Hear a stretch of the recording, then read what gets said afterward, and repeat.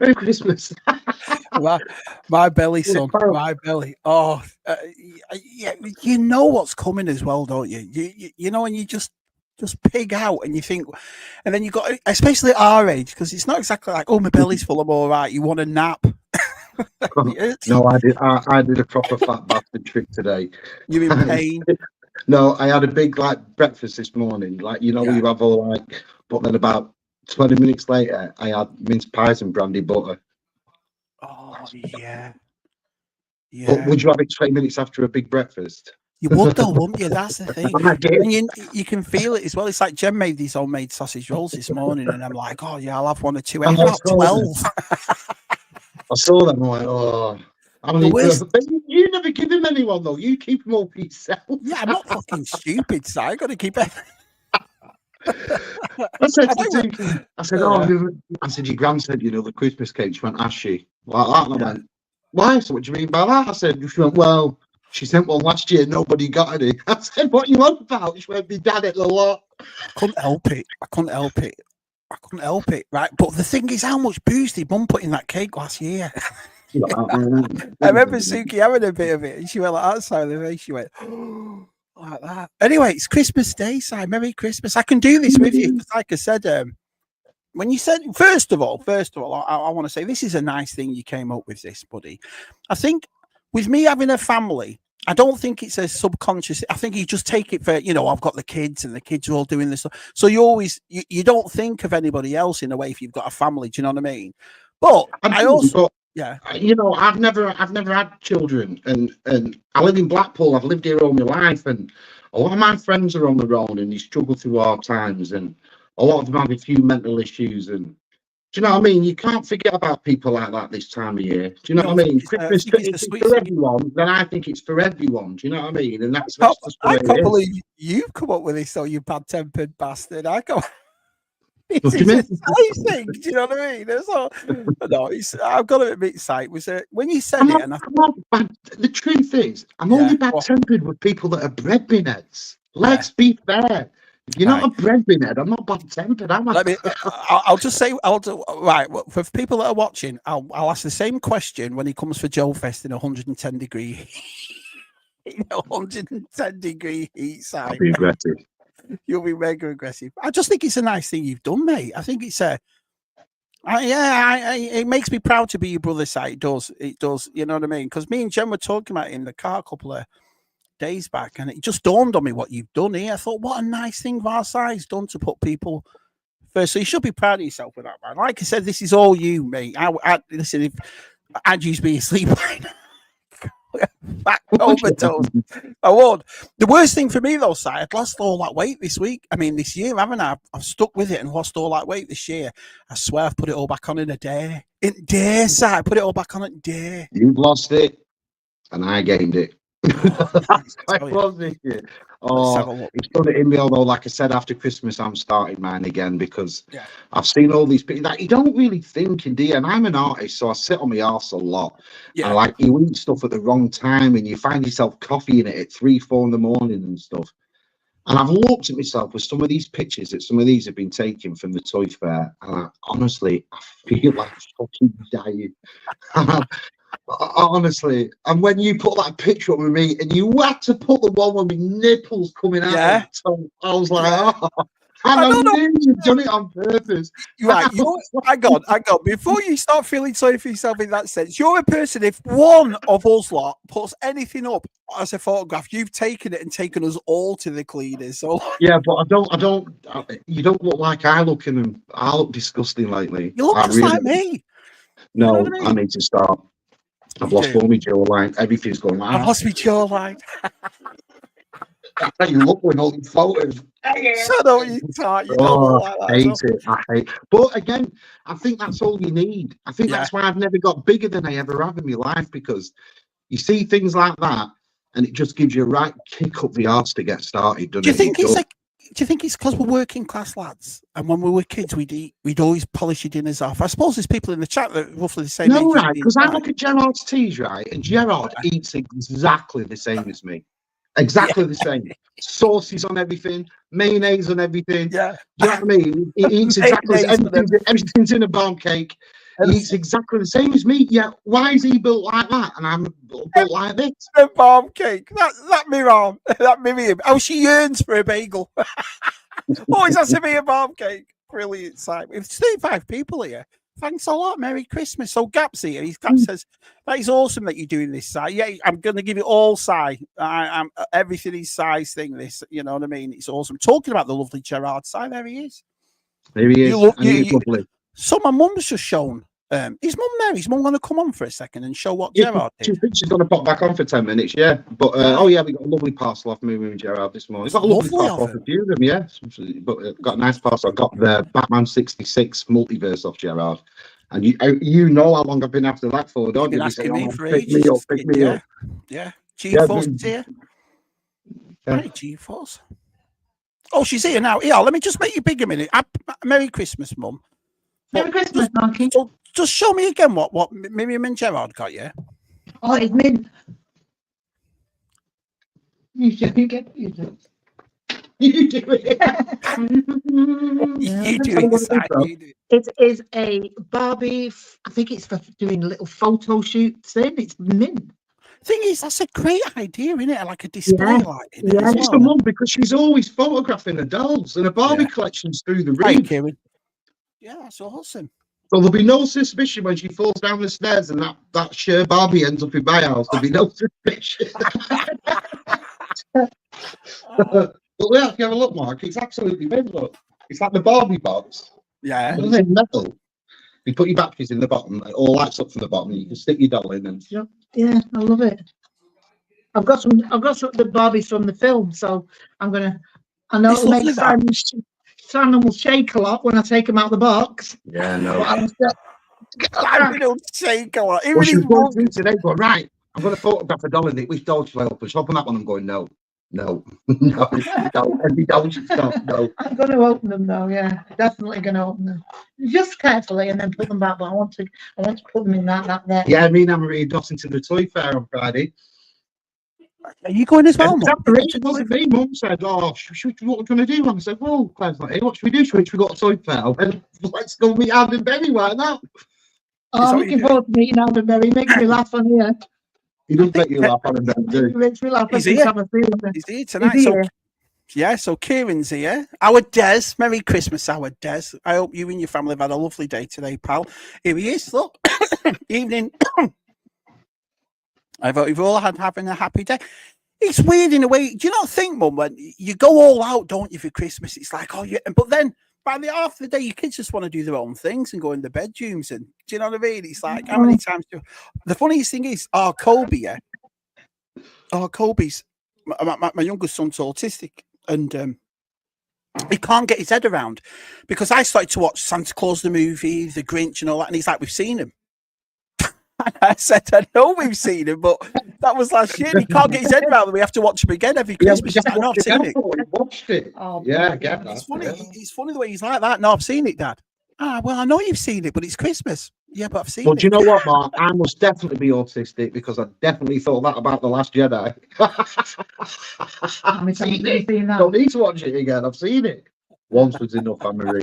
Once was enough. Once was enough. You know what I was thinking? I was thinking, Simon, I was thinking of doing a stream and asking a couple of lads if they want to do it, of watching the sequels again, because it's been 10 years since The Force Awakens. You know, like 10 years next year.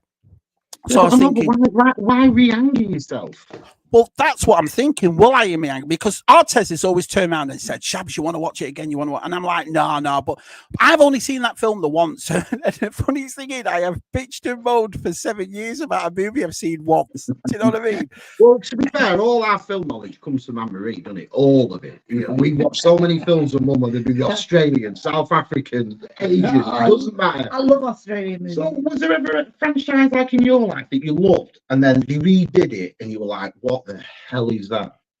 Oh, there's lots of things they remake that are no good. Yeah, but like what did you watch that was a remake? No good. True Grit. True Grit. Rubbish. I didn't know True Grit was a remake. Yeah.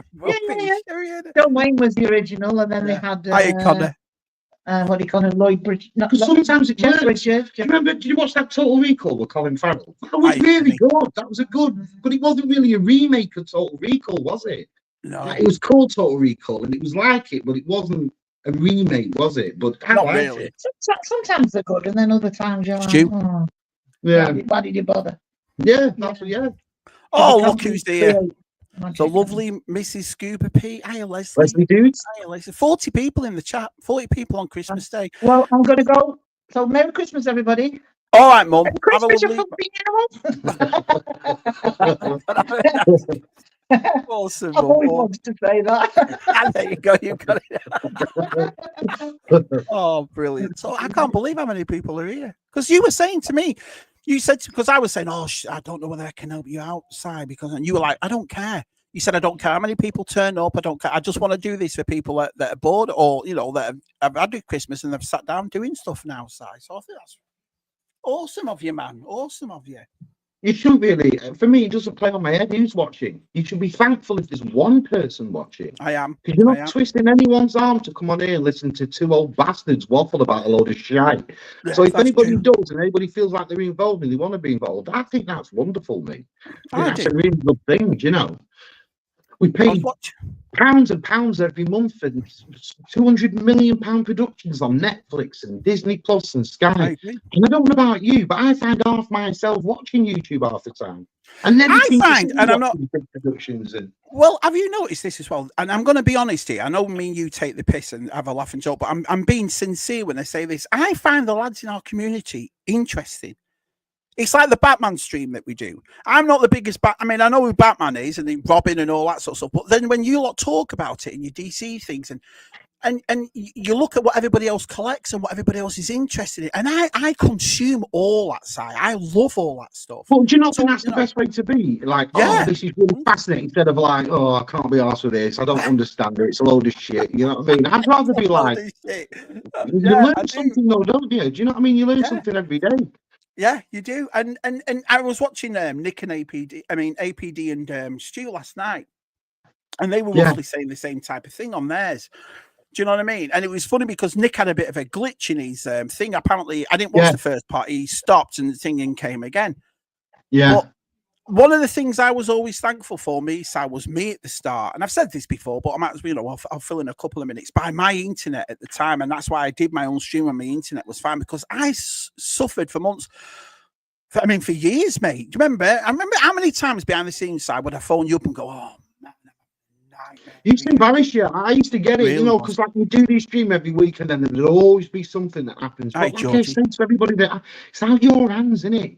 You've connected it all. Your internet's on. You know, it's just like your hands. It's just where you live and how your service picks up in it. That's all. But this is what I was saying, you see, Si. So this is why I'm always nice to the lads, and why I responded to what you've done today by setting this up, is because they've always been there for us. Always. You know what I mean? I mean, I've got to admit, if I was watching someone on YouTube and his internet's crap and he's pixelated, and talking a load of crap. He's talking a load of bollocks. What's this? What's the French business? And then he's got a twin brother who's all right arse. I'm not watching this one. There's two of those scumbags. You know what I mean? Oh, brilliant. Well, yeah. So I love all that sort of stuff. Here we go. Size magic Chris used to get. Oh, I tell you what, Si, how good was Zoe on the special? I'm still baffled. I think it's questioning and Zoe's magic. I think I've got a new replacement, son. Did you ever watch it back? Did you ever watch it back, Si? No, I can't. Listen, I've just told you that about photographs. So can you imagine me watching myself back? Be like that scene from Return of the Jedi when Luke walks in and he tries to get Anne back. That big fat guy is going, no, back. It was brilliant. Your face was an absolute picture, mate. It was like, oh my God, for weeks we've done this magic trick and we've actually so we did one that worked, and your face was like, oh, hang on a minute, what's going on here? Do you know what I mean? It was superb. They've worked every week. They've worked every week, don't forget. They've all been good. It always was like the Vegas magic show, wasn't it? They've been brilliant. But this is what you bring to this side. I've got to admit, you've made me laugh since we were kids, but it's like, I said it on my thing, now everyone gets to know that nutcase I've known all my life, you know what I mean? Because all this is our side. Let me do question of the week. Well, what you got to ask? If there's dog biscuits up a mountain. Well, I'll give you an exclusive here. I will never be tired. The next trick that you will see from the Mangafandanga magic of the mind is the Indian rope trick. The what? The Indian rope trick? That's the next. So you heard it first. Thankfully, they tuned in on Christmas Day. The Indian rope trick, Wow. Where did you? This was my time in India in '76. 76. So that was great when you do. And I said, "Oh, it's ancient. It's 68." And a couple of lads in the chat went, "Hang on a minute, you cheeky son." That was so funny. King boy. I was born in '68, but then again, '68's not far from you and me, is it? What's that? 7 years? About 30, I think so. Pig out on dinner, then food coma. I'm getting the sweats now. Jen, we did because we have Thanksgiving over here our side. Jen tends to do something a little bit different for Christmas. Do you know what I mean? So it's not like the same meal after a couple, because there's only like 4 weeks difference between Thanksgiving and Christmas. So we had prime rib today. Prime rib, it was double nice. Oh, I tell you what though. Oh, I can imagine Jen. But she had that table full. I know what she's like. So if I'm burping and farting all the way through this, I do apologise. But it's you know what? Like living with Jen, it's like a fat kid's dream, isn't it? Because you know she'll just give you everything. It's like, yeah, but you see, that's the funniest thing about my missus, right? I'll give you in fact, don't even have to think about this. I'll tell you what happened a month ago.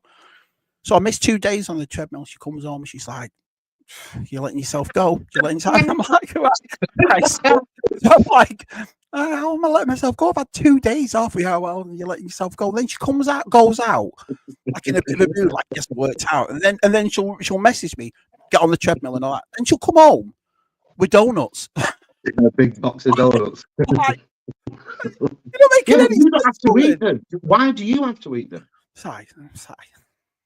Do you know she might be thinking of her 4 children there? Right, well, 5. She's got 5 kids. It's like Christmas Day. Christmas Day this morning, so we're all sat around. Everyone's getting like headphones and scarves and jumpers and this and that. Shabby's getting Playmobil plaques. Do you know what made me laugh today? Right, I'll tell you what. I'm going through Instagram and I'm flicking it up. And remember, I know the age of all those lot.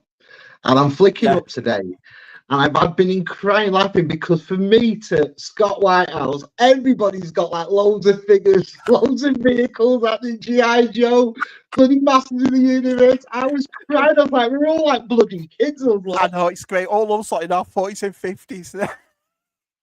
No, do you not still love it though? Do you not still love getting anything? Like I still love it. Got that biker scout helmet for Christmas. I'm like, and like I said, you saw that picture, Mark, 2 years ago, and that was revealed at Celebration, and we all saw that helmet, and my head just went. You know how much I love the biker scout. So to have it here, like looking at it today, it's brilliant, isn't it? What a great helmet. Yeah, well, I mean, I've got a few. My sister-in-law got me the Kylo Ren one, and I know that's worth quite a bit. I don't even know, but like I said, I've always said this about the sequels. They look amazing. The props are amazing. The outfits are amazing. I have seen so many outfits from the Shore Trooper. So what was the one? It's got a weird name, Mark, and it looks like the new Stormtrooper, but it's all red. It's got lines here. The Sith Trooper. It looks like a Testarossa from '84, that helmet. I tell you what, everything in the new Star Wars, apart from the storyline, is beautiful. Everything. Kind of baffled me that though. I'll tell you what I mean by baffled me. I remember when they were talking about no one knew that there was a secret hidden empire. Do you remember in the Rise of the Skywalker, and it all comes out the ground, all those Star Destroyers, and I was like, oh my life, Palpatine's around, there's a new empire here, you know, so forth.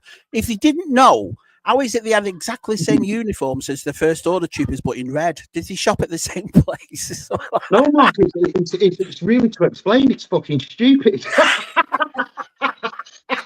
Yeah, that was the only part that baffled me. They spent millions on this thing, and I'm just sat there going, "Did this?" See, they did it in red as well. Do you know what I mean? I'll tell you another thing I always found weird, right? In The Force Awakens, when Han Solo goes to talk to his son and he stabs him with that lightsaber, if you look closely, they're still on a bridge with no railings on. Why don't you just push him? Oh. Stupid, isn't it? I just watched Rogue One last night. I was in bed last night and I watched Rogue One about 3 o'clock in the morning. You know what it's like. Your kids all excited and you want to open, so everyone stays up. And I was sat in bed watching Rogue One, and there's that part where Krennic says, "Good evening, Vader." Do you remember when he goes to Vader's house? That lovely castle in Mustafar, and the big gate opens, right? Big gate opens, and you see his shadow. Do you remember behind Krennic, you see Vader's shadow like that? You say, "Oh, it's intimidating. That looks a bit dodgy." That, but then he walks over that bridge with no railing. I'm like, "We should want to be careful." What is it with no railings in Star Wars? No railings in Star Wars. We're going to get DTM on. He's health and safety. Get DTM on. He needs to have a good look around the Star Wars world. Get some railings put up and stuff. But instead of me turning around saying, "Oh no, I just thought, oh no, I've seen him in New Hope, so I know he's all right." Mark, what was it, right? Truthfully, I'm not battling on about the sequels because, like I said, it's Christmas. No point reading it. But what was it, do you think, in them films that made you go, "That is it. Oh my God, I'm off out of here"? What bit do you think it was that did it?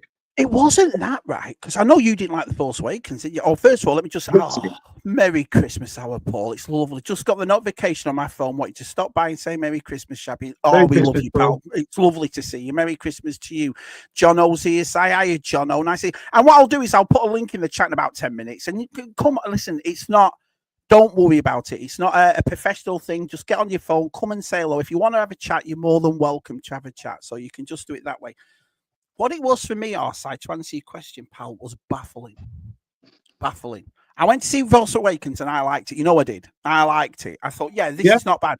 I agreed with everything you said, Arcade, when you turn around and said, well, it's just this New Hope thing. And I remember me and you used to get into it, and I said, well, yeah, but this is the first of 3.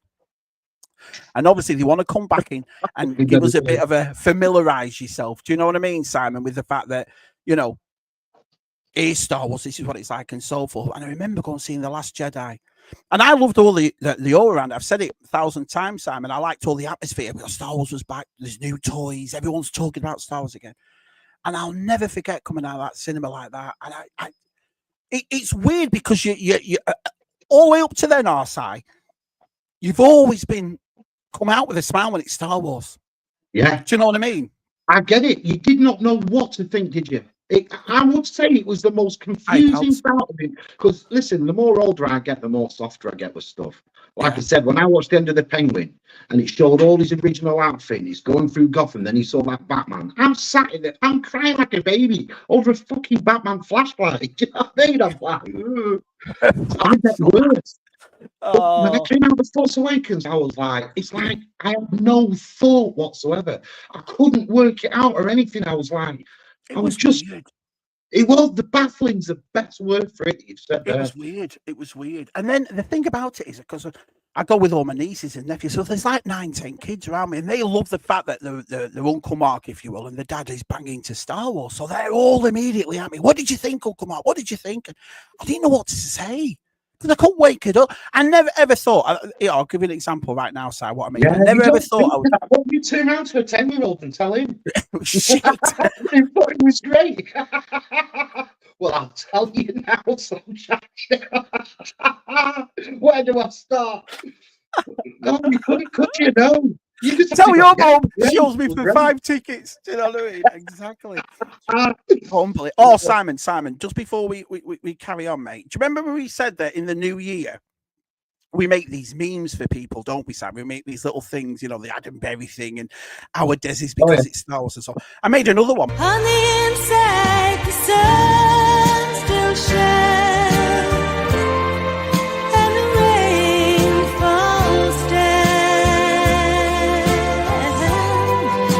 The sun and rain are prisoners too. When morning comes around.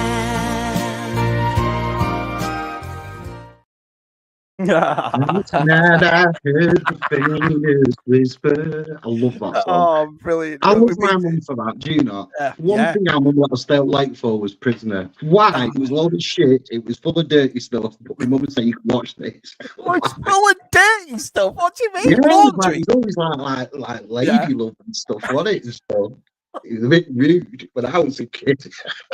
And they called that woman Vinegar Tits, didn't they? They called her Vinegar Tits. It was rude when I was a kid. Simon's on Christmas Day talking about Australian lady love. So if you'd like to... So good old usual, Mike. Merry Christmas, usual, Mike. We got the lovely Gary here as well. Gary. Merry Christmas. This is awesome. Tell you what, John's shows wouldn't run so smooth without Gary's Grails keeping an eye on everything. On the ball, isn't he? He's on the ball. He made me win the Jeopardy because he knew rapid hands when he see him. You can't let that go, can you? You can't let that go, can you? You can't let it go. Oh, there was a lapse in the show. Oh, it was the screen was laughing. Shut up, Mark. I walked it.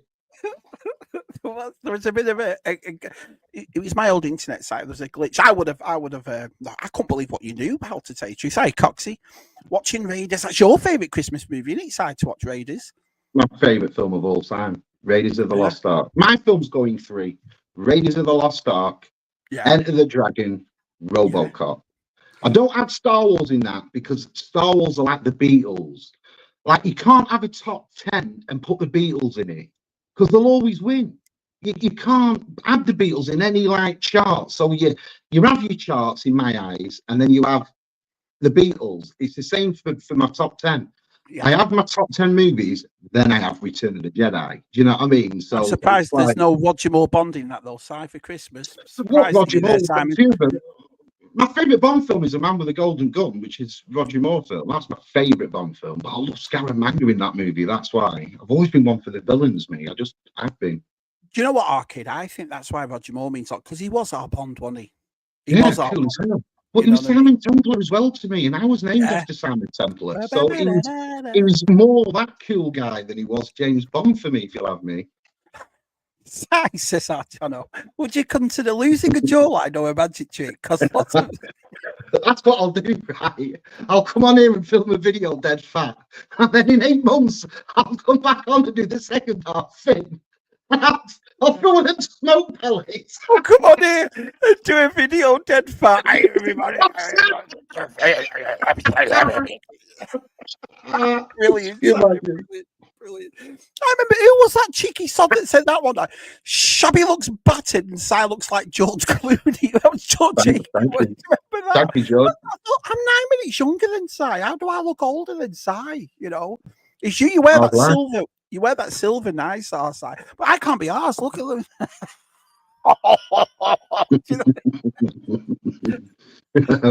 Bloody idiot. You give up after 4 kids, though, don't you? Like, oh, forget it. Yeah. Oh, I tell you. I suppose you're right, pal. Everybody's turned up, Si. Everybody. Hiya, Baz. Nice to see you, buddy. Hi. And Marie, Mary, I'm that far behind. Sorry, but I didn't realise there were so many people coming in. Just being in. What'd you get for Christmas? Socks. Just me. So what'd you get then? Oh, you know, usual.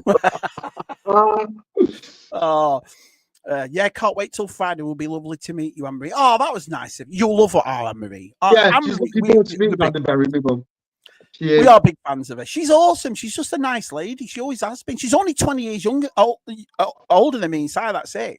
So she's always been our pal, hasn't she, Si, really, to tell you the truth? Well, I always said the same thing about my mum. My dad left when I was 11. My mum was 11. He left my mum with 4 of us. Just like fucking knobheads do, don't we? My mum really became like a 5th Richardson instead of your mum, if you like me. I agree. I think we all looked after each other. Like for the younger brothers, we took the roles as the dads, teaching them this, that, and whatever. And they taught me a few stuff over the years. And my mum's always been like, she's never been that mum where you can't tell anything to. No matter what's ever happened to me, I can talk to my mum about it, no matter what. Do you know what I mean? So yeah, she's a great sort, my mum. And it's me being a dad myself, I've realised, because we weren't exactly saints, were we? You definitely weren't. Do you know what I mean? But she did a good job. She did a really good job. Not being rude, but Anne-Marie must have you too. Yes, she's always been like that. She never stopped. she's a competitive sod as well. Remember, let's run to the shop and see who wins, who can touch the Twice toes. as fit as I am. Twice as fit as I am. She bikes. Yeah, she looks after herself. My mum. She's awesome. I'm a big fan of her. And I think, I don't know, Simon. I've always said this because I know you have arguments and this and that when you're kids, and you can be a cocky little shit and that kind of thing. But it's not until I've got older and I've 4 kids myself, and there's 2 wages coming in this house, where I think, bloody hell, man, our mum did a good job. Do you know what I mean? Yeah, when you start realising after your electric's paid, your gas, your food bill, the 4 kids need feeding. 4 kids are like, they can go for a fridge in an hour. I hope he means the Last Jedi, not us. He means it. Next week, jump up to them 2 idiots. Oh, brilliant. And with Connor, apart from the fact that I've never seen them, you don't want to see him. Bloody rubbish. Hey, Mr. B. No. Merry Christmas, pal. Simon, you got a question there from Amadez? No, I'm just in a different room there. Thought I'd have different surroundings. Thought I'd put coming back with my Disney princess picture this time round. I did that too. It's so lovely. Can you not get that picture down so we can have a quick look at it? Or are you waiting until the Disney stream? No. All right. No. Let me just make you bigger than you. It's just... It's massive. It's like it's a really it's a really big piece. Do you know what I mean? It's massive. It's for sale. Anybody wants it? It's for sale. Give us a good price. I'm dead proud of you, man. Your work's brilliant. It really is. I mean, I've told everybody. I do when people show off your artwork. I do message those people behind your back and go, "I actually drew it." Can I just give a quick plug in now then? Because of course you can. On January the 6th, Monday, we're going to be on the Shabby Geek channel doing a Disney stream. There'll be me, Martin, Steph, Scuba and Leslie, Pete and Georgie and Mark, Shabby. And I'm going to be revealing a brand new Disney drawing that I've done. So on that show at the end, we're going to just talk everything Disney, from the parks to the films to, what we love about Disney today. And then at the end, I'm going to be revealing a brand new Disney art piece. So that goes back to what I was saying before. I'm looking forward to. I've never been to Disney, and I've never had the thing to go, oh, I have to go to Disney. So it'd be nice to listen to these people and learn and why they love it so much. I mean, we all like Disney. You said something a couple of days ago, which was Disney. I mean, you don't look at Disney now, but you look at Disney before, and it was magical, wasn't it? Let's be honest, it was. I still think that. I mean, I'll say something, and it again goes back to me being sensitive, but one of the most loveliest films I've seen, and it always makes me cry watching it, is Coco. Have you ever seen Coco? Yeah, the little kid with the guitar. Oh, I just love that film. It's so beautiful, and I love when the dog goes all technicolor, and it's a great movie. I love it. Great film. It is a great movie. Yeah, there's still good stuff there. Hi, Chris. Merry Christmas, buddy. Yeah, I tell you, we don't, like I said, we just don't expect people to stay. We expect people to come and go and say hello and all that sort of stuff. It was just something that Si set up. So that's awesome. Hey, PGM. Anne-Marie, Merry Christmas. And don't watch Aussie movies. Their New Zealand movies are really... We watched the New Zealand ones as well, Pete. Yeah. Brilliant. Good old PGM.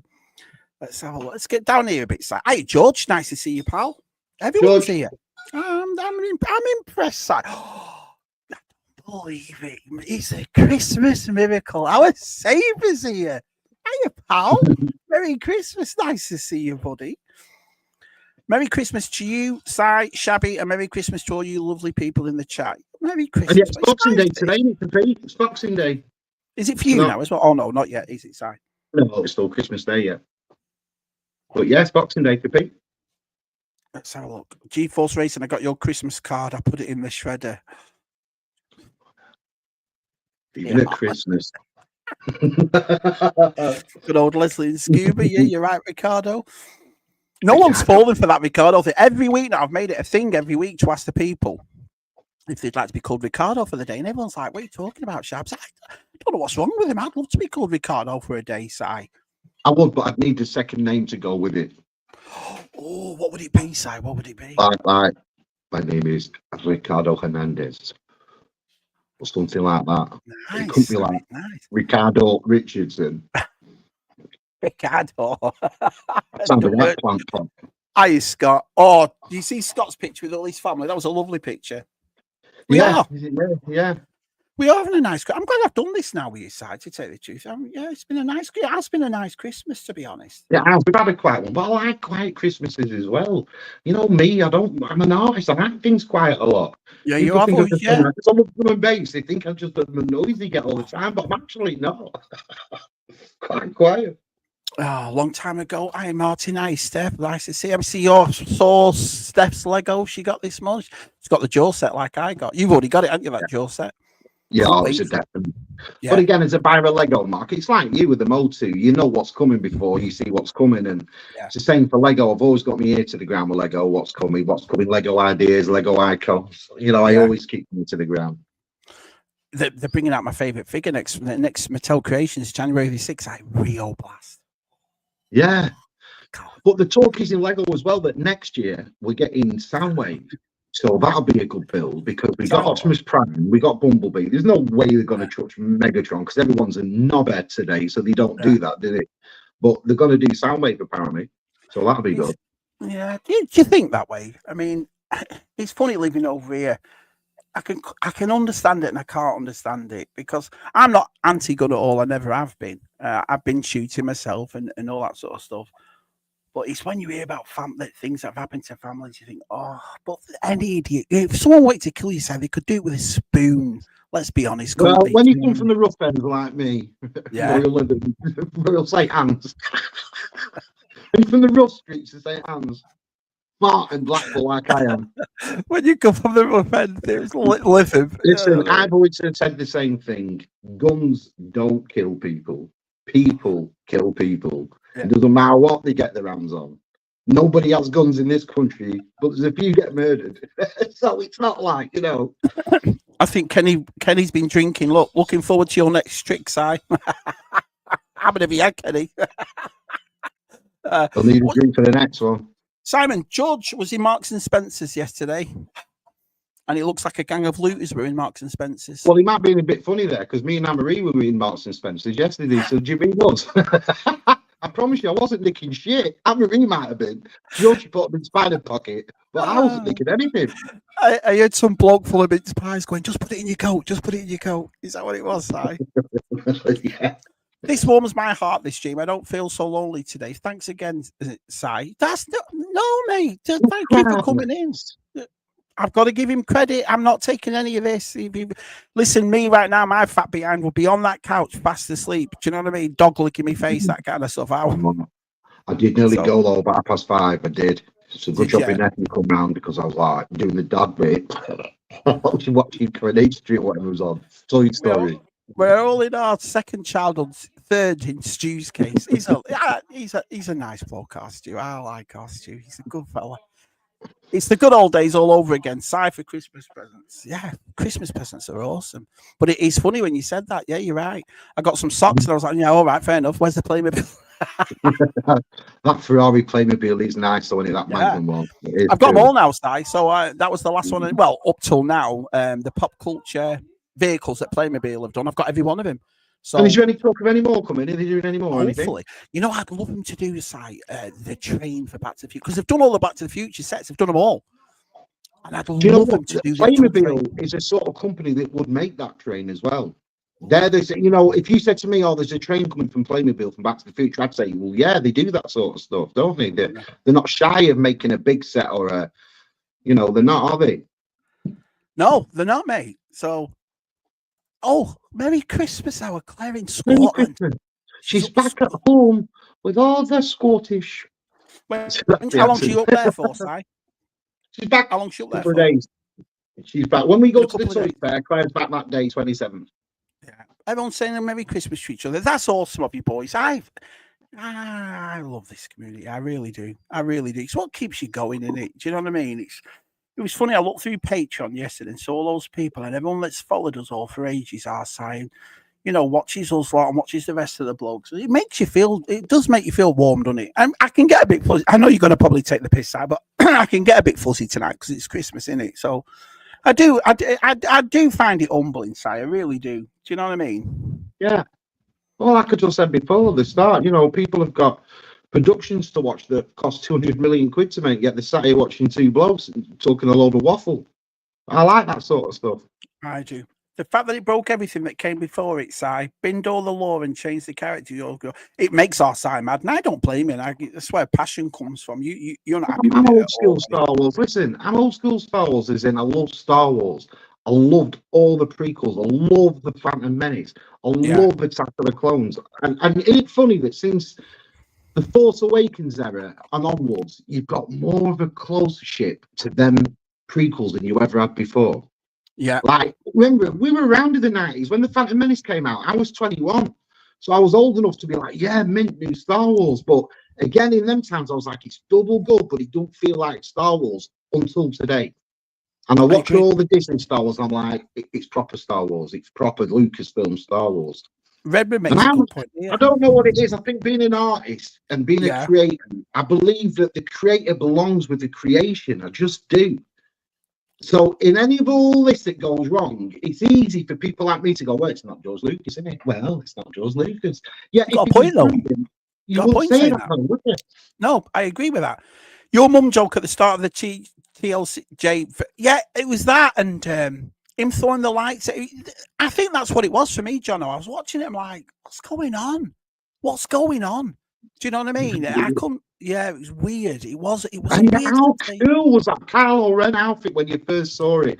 When I first saw that trailer, and I looked at that cross-guard lightsaber, and it looked like the cross King Arthur was Star Wars, and they saw this big castle, which ended up being Maz Kanata's, didn't it? But at the time in that trailer, I was like, "Oh my god, they've gone medieval with this shit." It's gonna be. I wasn't a fan of it. I didn't like that whiny kind of. I know a lot of people say, "Yeah, but Luke whined in the film." Yeah, but Luke was 17. He was a young kid on a farm. This guy's meant to run the First Order. I was like, you could go. And you know what? I think having him kill Han Solo in the beginning. And even though we know the fables, and Han Solo said, "Oh, you should have killed me off in Return of the Jedi," and all that, and he wasn't really a fan of Star Wars fans and all that sort of business, he's still the guy that killed Han Solo, so you'll never forgive that character on screen. So no matter what he did in any of the rest of the films, you were like, you were still the guy that killed Han Solo. Did you cry when he died? I did. And my sister-in-law says I cried when I saw The Force Awakens, so I did not cry. Tissues in her handbag, and she gave him to me in the cinema. It broke my heart. Han Solo dying, and it's the way did he you cry at that CGI Luke in The Mandalorian? I liked it. I didn't mind it. But did you cry though? You see, I didn't, because I was more like, "Oh my god, look at that! Look at the graphics on that." Yeah. So when I watched all these videos and all these knobheads because Luke's back, I was like, "Well, he actually isn't, is he?" You know what I mean? I was more like impressed with what I was seeing. I was made up. I've got to admit, I did enjoy it. You know, I thought this live stream side was supposed to stop you feeling depressed, but Shy and Sammy keep talking about it. We're going to talk about it until 4 in the morning. Hey, Palps, I want to say to you, I watched you on Stews, man. You did a good job, buddy. Did you see all the booze behind Palps' whole side? Did you see all that booze behind him? I think that's the This'll Do Part 2. This'll Do Part 2. You'll be getting Zoe messaging you, Palps. Or doing you got some for Saturday. I'm out of vodka. Can you send me some up, Palps? Our Palps says the problem with the sequel trilogy is that you get dazzled by the shiny. Yep, I agree with that. Once you sit down and reflect on it, it falls apart real quick. That's a good way of looking at it, that, because you've always said that it looks nice. Anybody that likes them, great. That's up to you. Like what you want. I'll stick to some mad Asian martial arts movies. Everyone thinks I'm crazy for it. People like what they like, don't they, at the end of the day?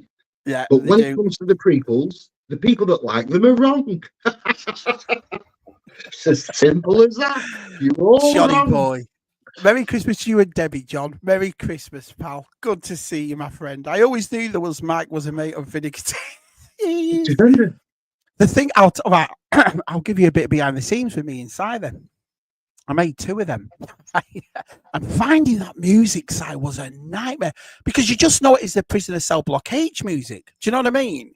You don't realise someone actually sang it and released it. It's just the Prisoner. So I wrote in Prisoner Cell Block H music, and it's coming in dead crackly, dead knackered, like someone had filmed it off the TV. So I thought, oh man, I'm having a nightmare here. And then so I had a look through it, and apparently it's by a lady called Lynn Hamilton.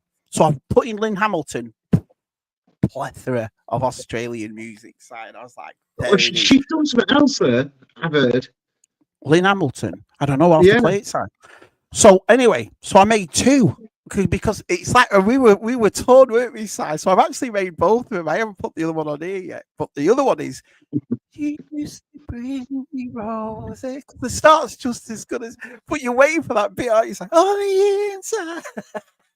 It's a love and a hate song. That it's a love song because it's a great song and you always sing it, but it's a hate song because once you heard it, you knew it was bedtime. Yeah. You were like, so Mike's probably sat at home going, Prisoner Cell Block 8, but all us like the Irish and the English, like, yes, Prisoner Cell Block 8. Me and Si were allowed to stay up on a Sunday night and watch it, you see, because we had school in the morning. But because it was on late, wasn't it? What time was it on, Si? About 10:30, wasn't it, on a Sunday? it was on late. I remember it being late. Was on late, like I said, it was a naughty show. If you played up B. Smith, would get you around and stick it in the steamer, wouldn't you? Steam you around and shit. It was a naughty show. Yeah, it was, yeah.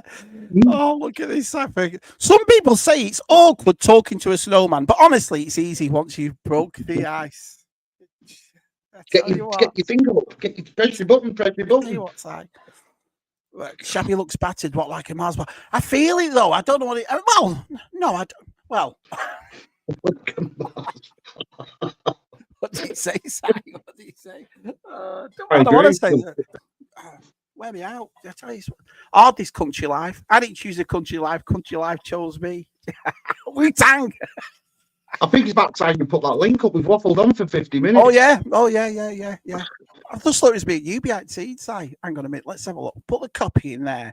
And like I said, come in and have a chat. It's not a problem. There's the link. You're more than welcome to. Mr. B says, Merry Christmas, Gerard. Oh, look at this. Merry Christmas to you too. Look at everybody's turned up, Si. Everyone's turned up. Good to know. It's nice to see everybody. So Brett's here. Let's have a look. My youngest granddaughter would love that Disney princess story. Hey, money out. Sure. It's not very Christmas. Don't be cheap, Mr. B. Christmas Day. Not very Christmas, that, Mr. B. I drew it anyway, Mr. B. Don't let him fool you. I drew it. I can't remember the last time. It's nice, isn't it, Des? It's a nice film, isn't it, Coco? It's really nice. I found that struggle to watch the end of that. I really did. Why? What do you mean? Well, when he meets his gran and stuff, and like, and then I won't spoil it, but there's a story in there, and it's dead sad. Is it? I love it. I was just thinking, what was I thinking about before? There was something I was thinking about before. I can't think, so you might as well just carry on. I had something to tell you. Well, put them up, Si, if you want. You're more than welcome. You know how to do it, Si. I don't. Okay. We've got the lovely PGM. Hello, PGM. Hello. I was actually clearing my my mouth and throat. Clearing you what? Clearing my mouth. I tell you what, a bit of eye candy too. Look at this, eh? Merry Christmas, our Georgie. Merry Christmas. How's your day gone, guys? How's your day, PGM? How's your day, Georgie? Yeah, well, it's like it's Boxing Day over here, so it's the 26th, like in Australia and the Pacific. So we will go out and spend our money, which we don't have. Yeah. Do you have like the big sales day at yours? Because like for us, Boxing Day is like the big sales day. Like my mum's after a laptop this time round, but she's like, I'm going to get one when the sales are on Boxing Day. So I said, well, yeah, that's the best thing to do, you know. So did they do that in New Zealand? Yeah, because the stuff is cheaper over here. It's got 50% off that. It's got 40% off that. Yeah. It's got 15% off that. So it's just, I mean, I was hunting Christmas toys and stuff. There's nothing. There's nothing here, right? So the prices in one store here, Toy World, it's a bit of a boutique, and the prices. I showed you that Playmobil. Magnum PI, right? Okay, yeah. That's $168 in the store. I couldn't believe the price of that when I saw that. Well, it must be qualified, right? But even that would be about, what, 80, 90 quid still? Yeah. Because all the Star Wars stuff in the Toy World, Marvel and all those toys, Lego are just, like you say, double. Right, they double the price because it's it's a different inflation. Don't they? Everything's dirt cheap, PGM. I've been getting like 2 packs of Black Series for like $15. That's one of the things I like about America, to be honest, guys. Is they do the sales and stuff before Christmas. It's a very family place, this place. So in other words, they know you'll spend a lot more. So I mean, I know I've done it, spend it on myself. You don't save anything, really. You just spend what you've saved, don't you? Yeah, you do. But Georgie, you got some technical stuff this morning. I saw. I did. I'm trying it all out for the first time this evening. So Let's I'm make all Georgie set. big and see what she looks like with her new setup, Adam. Have a look at this. Ooh. Hopefully a bit clearer. Very clear. Your voice sounds really clear. Sound should be nice. Yeah. Oh, you look nice. Oh, that was nice of your fella to do that. Oh, hang on. Let me Mouse make mat. you big. Yeah, mouse mat. Oh, cool, yeah. Yeah. Brilliant. I'm all set. The only thing is, because it's on the dining room table, so I need to dismantle it every time we want to eat. Apart from that. Make it Did salvage. you not sorting that room out? You sort the room out, aren't you, or something? And you're getting half the space or something. And he's getting a little corner. Something like that. I'm sure he was saying. Yeah, I'm sure he was saying. We'll give that a go. Yeah, no, I'll just balance the sandwich on Minnie. I'll be fine. It's all good. But can I just say that I do feel, I think both of us feel a little bit like the Vicar of Dibley today, because we had huge Christmas lunch at my mum's, and then by the time we'd finished dessert, it was only about a 20-minute run to Stu's mum and dad, and they went, right, we're putting all the buffet out now. It's like, okay. Oh, been there. It's awful, isn't it? And you can't say no, just add something, because you see all the stuff on the table, don't you? And you're like, oh my God.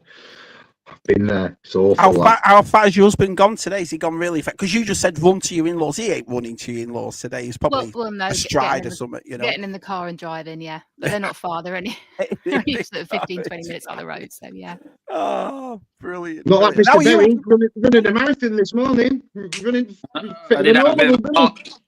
don't know if you can hear me because I'm just on my mobile, but can hear you. I did a park run, didn't I? Because I'm an idiot. Don't know why. It was random. I've seen a lot of joggers on Christmas Day around here. A lot do. There was like 600 people. It's crazy, but I think it's 575. The official count was, which is mad, really, for a Christmas Day. And I would say 80% of people were dressed up as well, so which was really cool, actually. So all cosplay and stuff, all that fancy outfits. Christmas just like a lot of Santas, a lot of elves, a couple of Christmas trees. You know, that kind of thing. So it was random. But it's cool. But yeah, I just wanted to jump on and say hi, and it is a really cool thing you're doing, Si and Shabs, for opening up this and that. I won't be on camera long, to be honest, but I will carry on in the chat. But I just wanted to say hi and sit around for 10 minutes and then jump off. So no problem, pal. You stay as long as you're there. Martin says, I felt like 30 years of wanting to see my hero, Luke Skywalker. You're telling me I've loved Luke since I was a kid. Was coming back as a hero I always imagined, not the Jake Skywalker from the... You're not a fan of the sequels, are you, Georgie and PGM? I wanted to be excited, but it's originals really for me. But it's I would say I'm easy to please, but that's not a very fair statement. But I watch whatever. I won't, say, oh, I'm not going to watch this or not going to watch that. But apart from one particular series that bombed. But yeah. What did you think, Georgie? Just before we get to PGM, what did you think of Steph saying she didn't like Labyrinth? I thought that was blasphemy. Me, I was like, it took me a little bit by surprise because I feel that we do have some similarities with some quirkiness between us, maybe. But I can get it. I mean, she just felt like she was tripping. So to be fair, she's off her rocker. I mean, she's off a rocker. That Steph off a rocker. I completely understand it, but if we all like the same things, it'd be a real funny world. Yeah, I agree. I agree there. But I would have assumed return to Labyrinth. Why have we not returned to it? No, we don't want to. I like it just as it is. Can imagine what they've done with.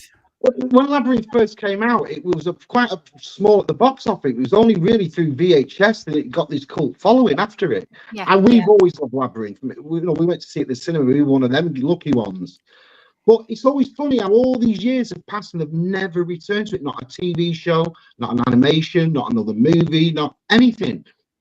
No, it's very strange, and there's so much artwork and books and more comics that are coming out. They just re-released or have released a new box set for the 4K, I want to say, with the crystal ball. They've done the same for the Dark Crystal, where you get the crystal in the box set. So that's all just been released. They're always like releasing new stuff to do with it. I certainly don't know why something animated couldn't happen, because the sky's the limit with something like that, and it's not going to detract from, oh well, you've got to have somebody that looks like David Bowie to step into his role or ruin it or spoil it, you know. So animation could be huge, but yeah. Who would you accept though? Is Jared? Who would you accept? Adam Berry. Yeah. He's got the looks, hasn't he? Adam Berry. I'd watch Adam for 2 hours. Can he sing? Can he sing? Can you sing? I'll give it a go. I'm a better guitar player than singer. Oh yeah, can you play guitar? But that's about it. Thank you, Kieran. That's nice. But what about PGM, Georgie, and Adam? You know what I mean? You've got to spread the love. Might as well spread the love around. Nick says, "I'm too merry to pop on, but hopefully everyone has had a good day." Yeah, I saw the start of what you did on the start of Georgie's thing. I was like, what is he doing? Awfully excited.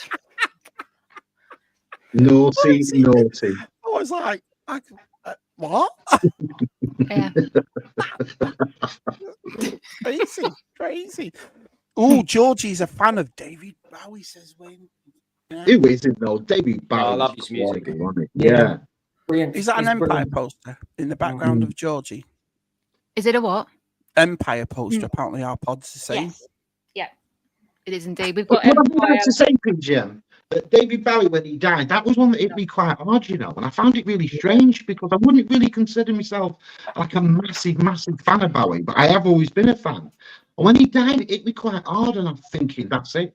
We're never going to get another. I know nobody's going to be like him. It was a major loss. I mean, he loved New Zealand. He loved coming to New Zealand all the time, and Australia. Right, so that was a major loss for us as well. He had a very, very cool sounding voice, David Bowie. You know, I mean, he said he wasn't the greatest singer, but man, he was iconic and legendary. Definitely. So, sounded like no one, didn't he? No one sounded like him. I think they could do a remake because they couldn't get a David Bowie-esque actor to actually fill that role. That's my opinion anyway. So, yeah. Mad, isn't it? Never get another. Funny, isn't it, how we get stars today and they're not like stars of yesteryears, is it? Like, we'll never get another Freddie Mercury. We'll never get another Tina Turner. It's so strange, isn't it, really?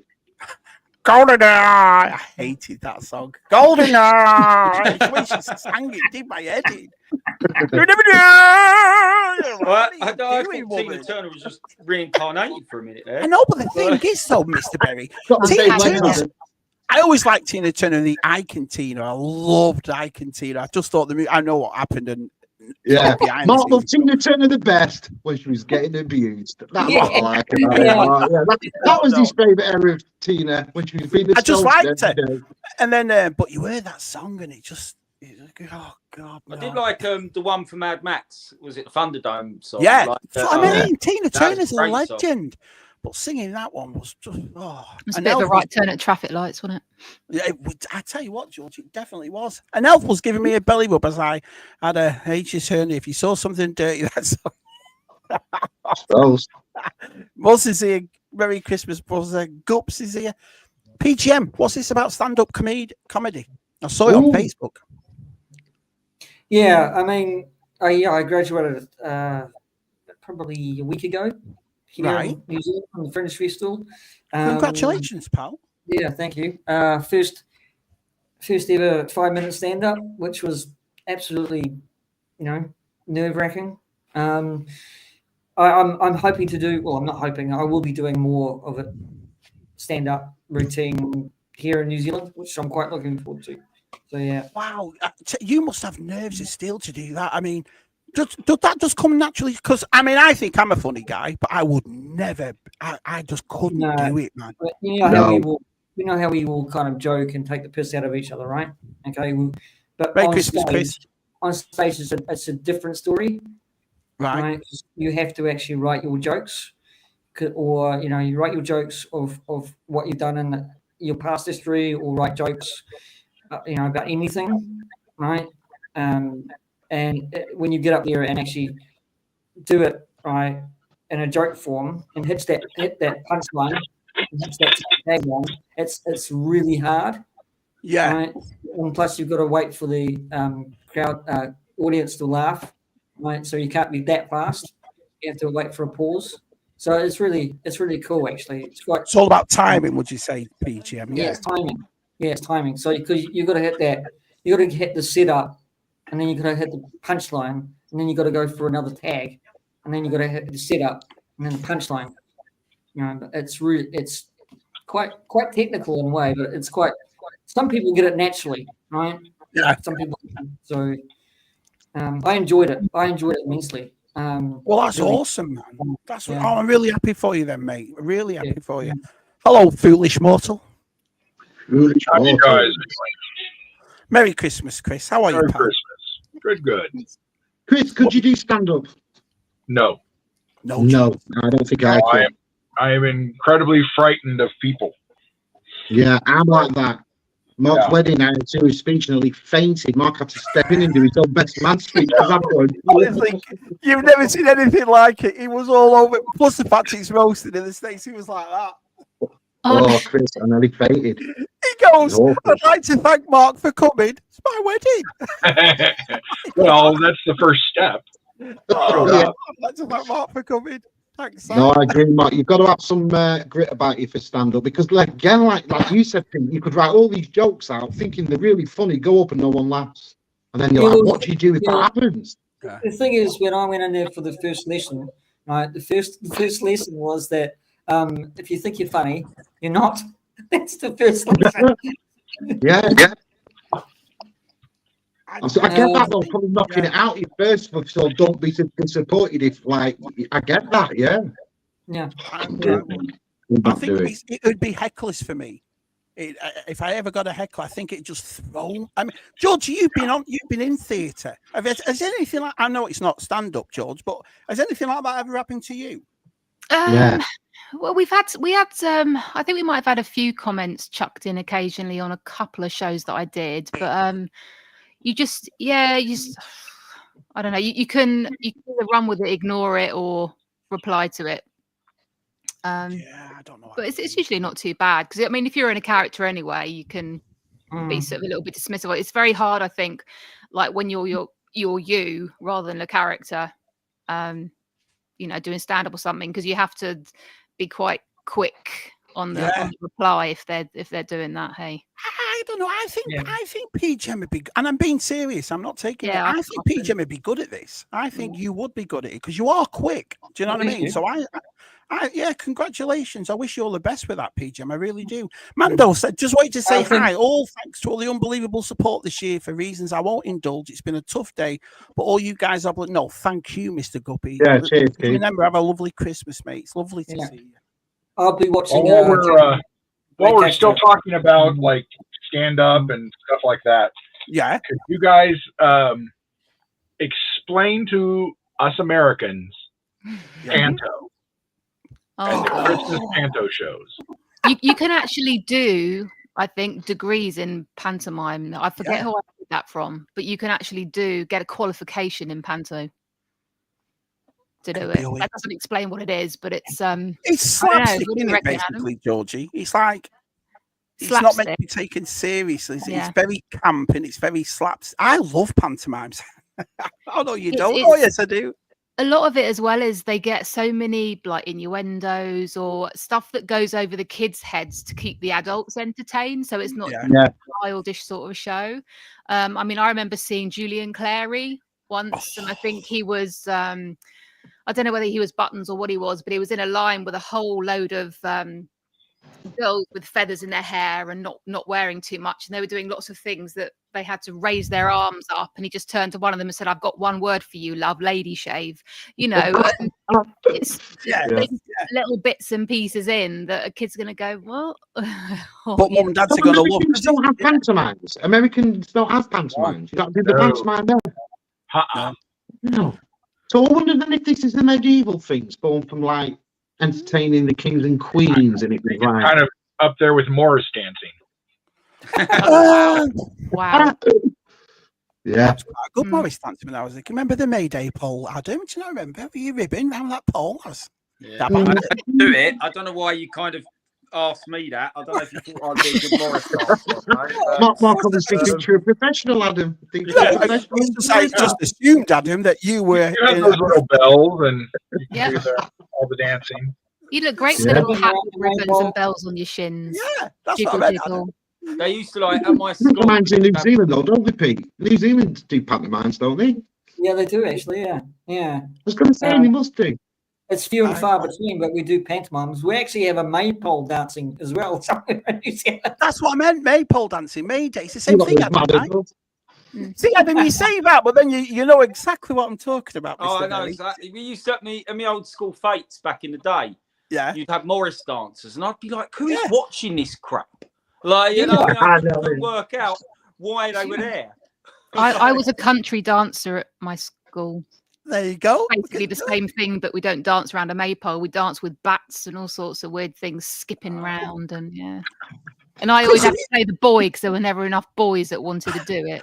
Well, that's what they do in pantomime, though, isn't it, Georgie? When you get like the ugly sisters, it's always blokes that play them in it. They get dressed up as, you know, in the frocks and all that. And I don't, it's hard to talk about stuff like this without causing someone to kick off. But you know what I mean? Yeah, exactly. But Chris, have you ever been to England? Because I'm surprised with all the history you love and all the things. I've been a couple times. Right. I want to go back. I was maybe going to go back next year, but I don't know. I have to wait and see how money rolls out. I think I spent a week in London.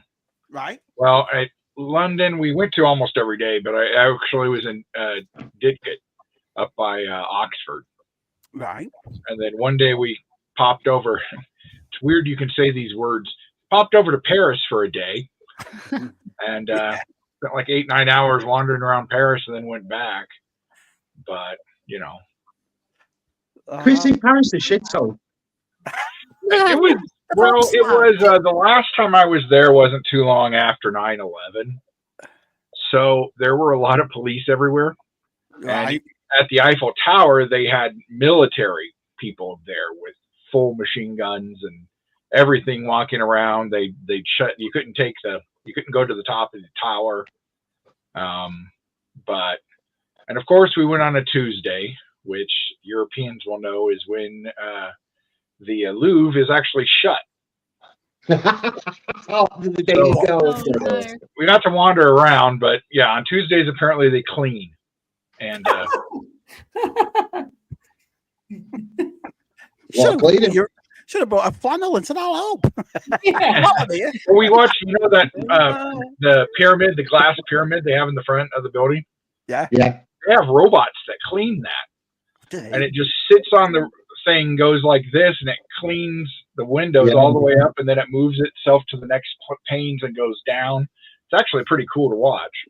I've seen them on the Shard. They have them on the Shard as well in London. Them robots cleaners, Tim and Ball makes a good point. Panto goes back to when women couldn't perform on stage. I remember that. I remember because I went to drama school myself, Georgie, believe it or not. I don't talk about it at all because I always ribs me for it, but I did, And I remember doing all that, He used to wear these pants, right? He used to wear these like shiny black sweatpants that they all used to wear. Oh God, they were awful. They were a bit like sort of shell bottom. They looked like kind of imitation leather stroke shell bottom thing. Yeah, Mark can tell you all about them. He can tell you all about bottoms and your white socks and your black jazz shoes, no doubt. Oh, and that explanation of Georgie Adam is exactly why he got crucified every time he came home. I think the first time I ever heard about Panto was when I was younger watching PBS, and they had Are You Being Served on? Oh, and Mr. Humphreys was talking about being in Panto, and I no clue. And then they were talking about Punch and Judy shows, so I had to figure out what those were. And I'm sure you can watch a Panto on YouTube, though, Chris. I'm sure. I'm sure. Yeah. Can and need to are two different things. As the great Jeff Goldblum once said, just because you can do a thing doesn't mean you should do a thing. I tell you what, I've got a great idea. Just watch Zia and Stu's quiz, exactly the same as a Panto. There's no difference. But if you're Googling on or searching on YouTube and you're looking for Cinderella, don't spell it with an S. There is a very good version of Cinderella spelt with an S that Jim Davidson's done if you want to see a non-clean pantomime that's one of my favourite things to watch. It's quite an old thing. It's got Charlie Drake in it. Yes, I've seen it. That one I bet you can find on YouTube because it was televised, wasn't it? That. Yeah, yeah. It's on I remember VHS watching it. Yeah, or whatever, yeah. Some that was good enough. Can be fun or part of the show, like the Rocket. Yeah, I suppose PGM is right here in a way. There's some shows that you want to be heckled in, isn't there? I suppose. Yeah, Jimmy Carr's had a show like that, and James Acaster has a show on at HBO at the moment called Heckling, right? And he's really funny. So he brings hecklers into the audience, right? And he's got one joke that somebody yells out about his tracksuit pants being green, and he's going, "Oh yeah, I should have worn these. These look really terrible." It's brilliantly funny, and James Acaster is brilliant, so he can do deadpan. That's brilliant. Yeah, I think heckling and audience work is really big at the moment. I can't remember the guy's name on YouTube and TikTok, but he was doing nothing really, and then he started having these audience reaction stuff, and he started putting them on TikTok, and now he sells out stadiums. But wow. There's a Scouser, a guy from Liverpool I'm watching now. I don't know, I forgot his name, but he's improv with his whole thing is the actual audience, and he goes into the audience and asks, "Have you ever seen him on?" He's new now, and he's been in Australia, and I think he's renowned. Do you know who I'm talking about, Adam and Georgie? I think I might know, but I don't know his name. Yeah, I've seen the Facebook stuff. The comedian's called Paul Smith. That's exactly right. He's really, really funny. Really funny. Heckles and stuff. Yeah, he's a funny guy. That's a hard thing to do though, because it's like what he does is he goes on stage and it's his audience, and the jokes come from the audience. And I think, wow, man, to do a show like that is pretty impressive, you know.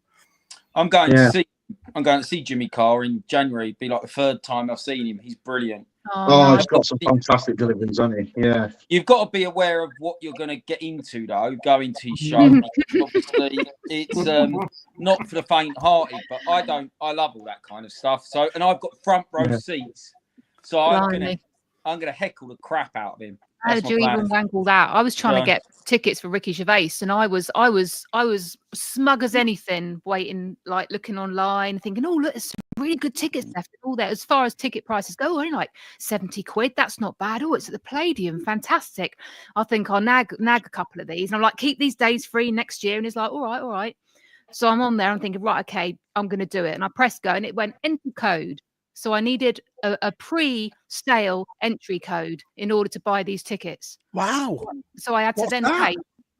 Well, as far as I remember, because Ricky Gervais has the Dutch Barn vodka, other vodkas are available. You're supposed to subscribe, I think, to him in order to get a code, as far as I remember. And then you can do that early tickets. So, okay. But yeah, so I waited for general release, which was half an hour later. Click. Gone. Buy them on the secondary for about £250 upwards for tickets at the back. Wow. Yeah. I'm quite.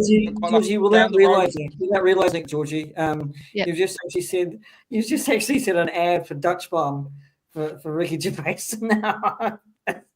Yeah, I know. I did say other vodkas are available. She knows. But you know, if you'd like to pay me in 2 tickets for the 11th of October at 7:30, I'd be awfully generous. the last time I heard about tickets, Adam, was you buying those Oasis tickets. Oh, it took forever. I didn't get any, but it took me like 7-8 hours. But in terms of theatre stuff, I'm quite lucky. We've got quite a big theatre near us, and I pay a Patreon for it, fee a year, and that allows me to get tickets before anybody else, and that's how I got front. And it's only like I paid, I think, £32 for my Jimmy Carr tickets. That's it. Like, that's good. But you pay like I think 30 quid a year to just be a patron, but it allows you to get pre-sale 2 days before anybody else. So we get some really cool people down here. That's why I do it, to be honest. Handy. But yeah. Were you one for concerts? Because I've been to one concert. Now, when we were kids, they'd have those Stock Aitken and Waterman kind of things, Chris, where it's like English, like Bros and Kylie Minogue and Jason. You know, everyone underneath that thing, like they did in the 50s over here with Presley and Cash. They do these nights where they're all on. But as I got older, I've only been to one. Our side's been to. How many of you been to, Si? Loads of them, haven't you, Simon? Concerts. Oh, hundreds. God, hundreds. But have you ever been to Chris? I've been to. I was just like you. When I was younger, I saw a lot of groups: Styx, Queen, Rolling Stones, Def Leppard, Guns N' Roses. I've seen Weird Al like 8 times. Cool. But as I've gotten older, I just don't. I don't like the crowds, and generally, depending on what it's at, I'm a big guy, and sometimes I don't fit in the seats, and that's embarrassing, and then I have to leave. But yeah, I haven't seen anybody in a while now. I've just picked up some tickets for a stand-up. Sarah Milligan is coming over. Oh, really? Oh, Sarah Milligan. Oh, wow. Yeah, I'm gonna try and see her. Is she the Geordie? Yeah. Yeah. She's I would really like Lee Mack to come over, or a couple of those guys to come over. I'd love James Acaster to come over. But I just don't. I was looking at tickets today for the Colorado Symphony is going to do a watch the movie while they play the music for Harry Potter and the Deathly Hallows, I think, Part 1. And I was looking at that, and I'm like, but I don't want to pay $115. Ooh. Too much. Ooh, that's a lot. Me and Si growing up in Blackpool, we did a lot of comedians like Russ Abbott and Cannonball and Chubby Brown. I mean, so comedian-wise, where me and Si were from, we always watched stuff like that. But Adam, Are you a concert goer? Yeah, like concerts for me. I love concerts, but I went to Bruce Springsteen 2 years ago at Hyde Park. That was amazing. But I've seen like similar to Chris, similar sort of bands. I've seen Bon Jovi. I've seen Stereophonics. I've seen the Kinks. Yeah. I've seen the Kinks. I've just seen like loads of bands really, but it's just whenever I wanted to get Oasis tickets. I really did, to be honest. But after 8 hours, I Have you got seen through. them? No, I haven't. The irony is they filmed a very famous concert here, which is on tape. It's called Live by the Sea, and it was actually filmed at the Cliffs Pavilion, which is literally 5 minutes from me. Wow. And but that was in 1995, and I didn't go. A few people at my school went, and it's just one of the things. It's just a shame, but I got through, and I could have brought some. But it's the dynamic pricing, so they wanted like 350 quid for the standing tickets, and I was just like, not going to happen. So I did get through, which a lot of people didn't, and I could have brought some, but I wasn't going to pay that. People over here, Madonna's last tour. I was dying to go and see Madonna. I love Madonna, and I wanted to go to the last tour, but 280 quid a ticket. I was like, no, I like Madonna, not that much. Do you know what I mean? 200's kind of my limit. I paid 200 for Bruce, and it was well worth it. I was literally 6 feet away from him. I sat down for about 8 hours waiting for him to come on, watched all the bands beforehand. Like he had they're not called the Dixie Chicks anymore, they're called just the Chicks, I think. But he had them and stuff like that. So I watched all them, but that was well worth it. He was, for 75 years of age, 74 years of age, he was unbelievable. Why did they change the name? It wasn't for all that silly shit going on and stuff, was it? It's all that silly shit going on, yeah. Because Dixie is a term with the Confederacy in the South. So they dropped it because they're white liberals who felt bad that their name was the Dixie Chicks. Of course, they never felt bad for the first 20 some odd years of their career. I know. It helped them out for that, though, didn't it? Made them all millionaires. But now. Jeez. Georgie, what was your favourite concert, kid? What was your favourite one you went to? I've only actually been to 2. One was a long time ago, and it was The Cause. Oh, okay. But my biggest concert was probably seeing Celine Dion with Stuart Caesar's Palace in Vegas. I'd love to see her. I would love to see her. Yeah, it was Dion and amazing. Streisand. Yeah, I agree. Icons. You can't. Oh, Streisand. That's the gay man in me. Yeah. I was gone. I was absolutely gone. I mean, there was just a big red curtain. It was when her hubby was still alive, bless him. And they brought the curtain up just enough for her to walk through it and then drop the curtain again. And just the audience just erupted and I was gone. I think it was partly to do with the fact that we'd been traveling and we'd landed earlier that day. Yeah. Yeah, that was pretty something and pretty special. I don't think, to be honest, we'll ever top it with how we felt over the whole trip and being there as well. But I will mention that I've just bought the only present I can say that I bought Stu, because he'll probably do a revealy vloggy thing. I bought tickets to go and see The Shark That's Broken. What's that? And it's a play that's been written and it's starring Ian Shaw, who's Robert Shaw's son out of Jaws. Right, okay. And it's a play of it's basically him, the guy that played Robert Schneider's character and Richard Dreyfuss' character. So it's a three-man part, but I believe it's a play of like behind the scenes while they were filming. So it's filmed in like half a boat shack, and yeah, it's supposed to be pretty cool. But I'm quite excited. We'll probably go and hang around the stage door and try and meet Ian afterwards, because he looks a spitting image of his father. It's quite scary. You know, talking about plays and stuff like that, Si. So me and Jen go to the amateur theatre every Christmas. We went to see Christmas, and this year was a Christmas Carol, right? And I love these semi-amateur ones because, I mean, they're semi-professional, they're good, but honestly, listening to a bunch of Southern Americans trying to talk in an English accent, right? So they did a Christmas Carol, but they did it in Old English, like the old version of it. And wow. There's a touring group, and I almost went to see them when they were here. They are Southern, and they do Shakespeare. But they do it as if it was like, you know, in their Southern accents, and as they didn't rewrite a lot. They didn't need to. It just sounds weird. And last time they were through, they did Macbeth. Yeah. And I saw a clip of it, and it was just hilarious. But not in a like they weren't taking a piss or anything. No, it was a different type of show. Yeah, and you know, it was pretty funny. It's funny because Americans, they don't say the H, and so it's like Tiny Tim's mum. Oh, get that bowl of OE out, please, Tiny Tim. And I'm like, what? Question for PGM: who are your biggest influences in comedy besides Shabby Inside? Billy T. James, New Zealand comic. Billy T. James, very funny. Kiwi humor.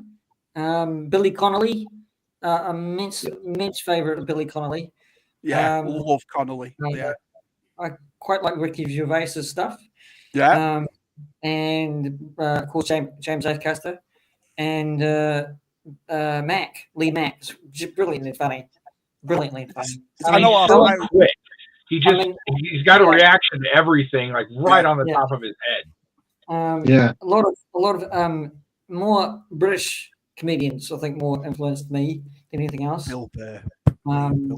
Yeah. So those would be my biggest influences: is Billy T. James and Billy Connolly through my 3 years. Yeah. Connolly was just a genius, wasn't he? He just told stories like you in the room, wasn't he? So he's just awesome. Yeah. I know our site, you're a big fan of Lee Evans. Lee Evans was brilliant, wasn't he? Lee Evans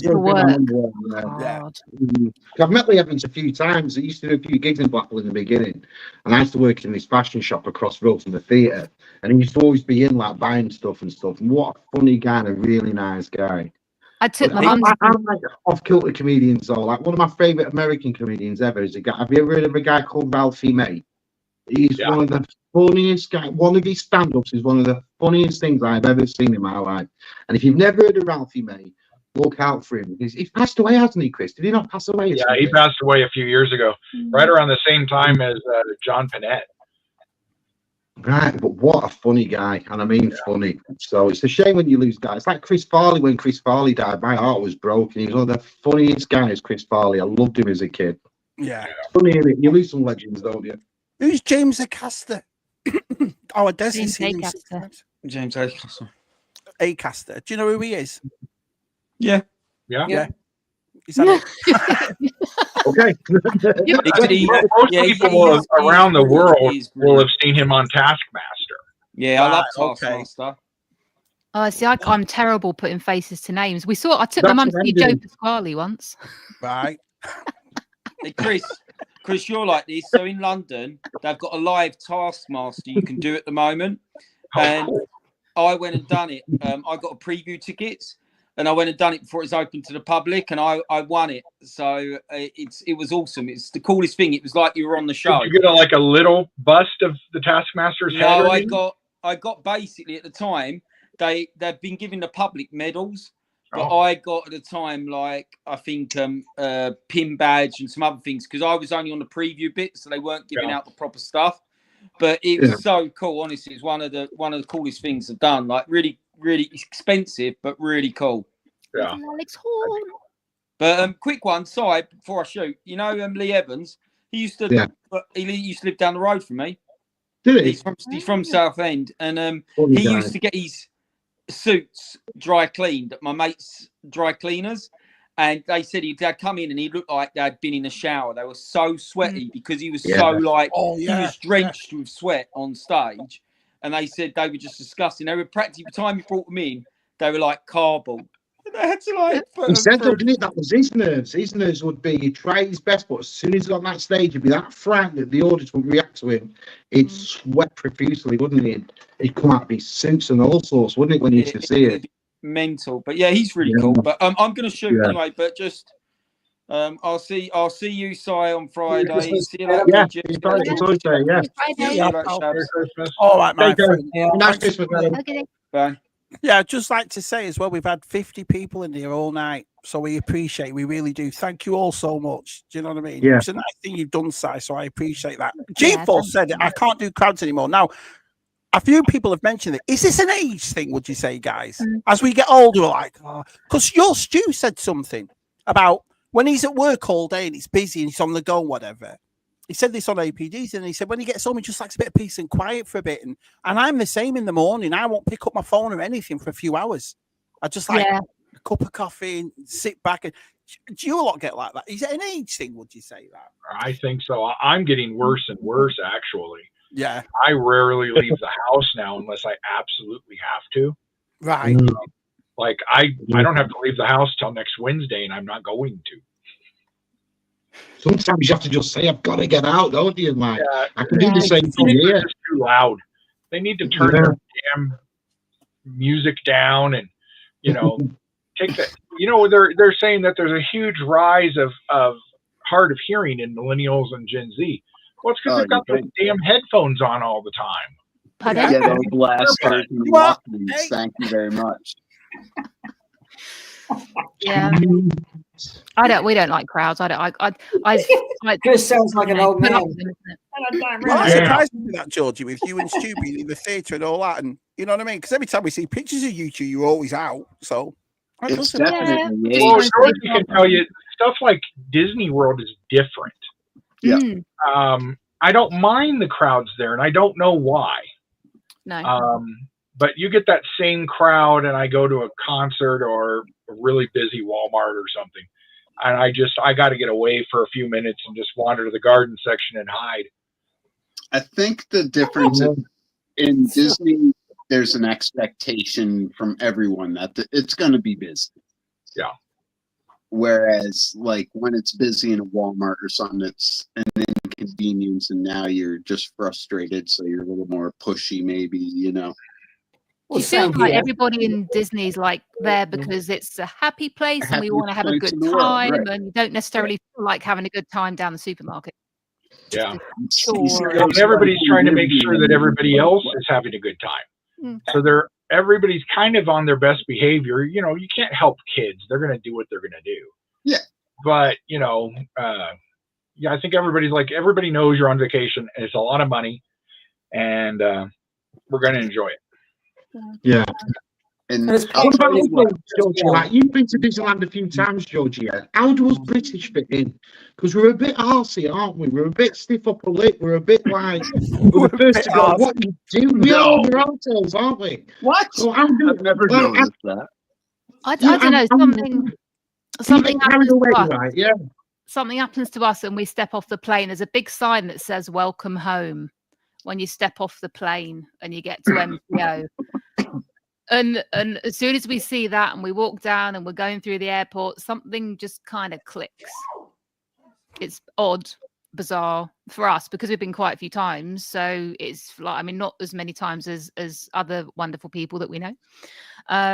But it's something that changes and you're in like a different mindset. Complete different. Do you think going out and meeting the people in our community, like we've all met up with everybody now, you know, whether it's England or Australia or America, does that give you the get up and go, knowing that people in the community are going more than it would like, oh, I can't be bothered? Do you know what I mean? Yeah. I think so. I think like we were like, oh, should we go to the NEC on Friday, for instance? And earlier on, like a couple of months back, we're like, oh, do you know, we can probably give that one a miss. We've already been quite a few times. Let's save some pennies. Let's not go. And it's like, oh, but Adam's going and Sai's going. That means that, oh, Anne-Marie's going. We get to meet Anne-Marie for the first time. Okay. You're like probably going. And then it snowballs. Like, well, we don't have to do early bird. We can save a few pennies with that. That'll be all right. And it's only a 2-hour drive there. And you know, let's just do it. It's Christmas. So yeah. Yeah, it's true. And when you don't go, you feel a bit guilty about it, don't you now? Have you got that now? When you don't go, you're like, oh, I thought the same thing this last year when you guys everybody met up at JoeCon. And I really wanted to go. This year, then? Chris, you're coming this year. If they move it to a real city, you know. Augusta is rough. I'll give you that. I mean, I have to fly to Atlanta, get a car, and drive to Augusta. 3 hours. You're from the States. You have to do that anyway. Yeah, but you know, I don't want to rent a car. It's $1,000 to rent a car for over that weekend. There is a way we can get you. Somebody's coming into Atlanta the same day you will be, and we'll get you from Atlanta. We'll get our side to pick you up. He knows how to drive in America. Big Dub is in Atlanta. Yeah. We'll get him. Oh, if John's coming up, maybe, you know. Yeah, should be. Yeah, we're all going this time round.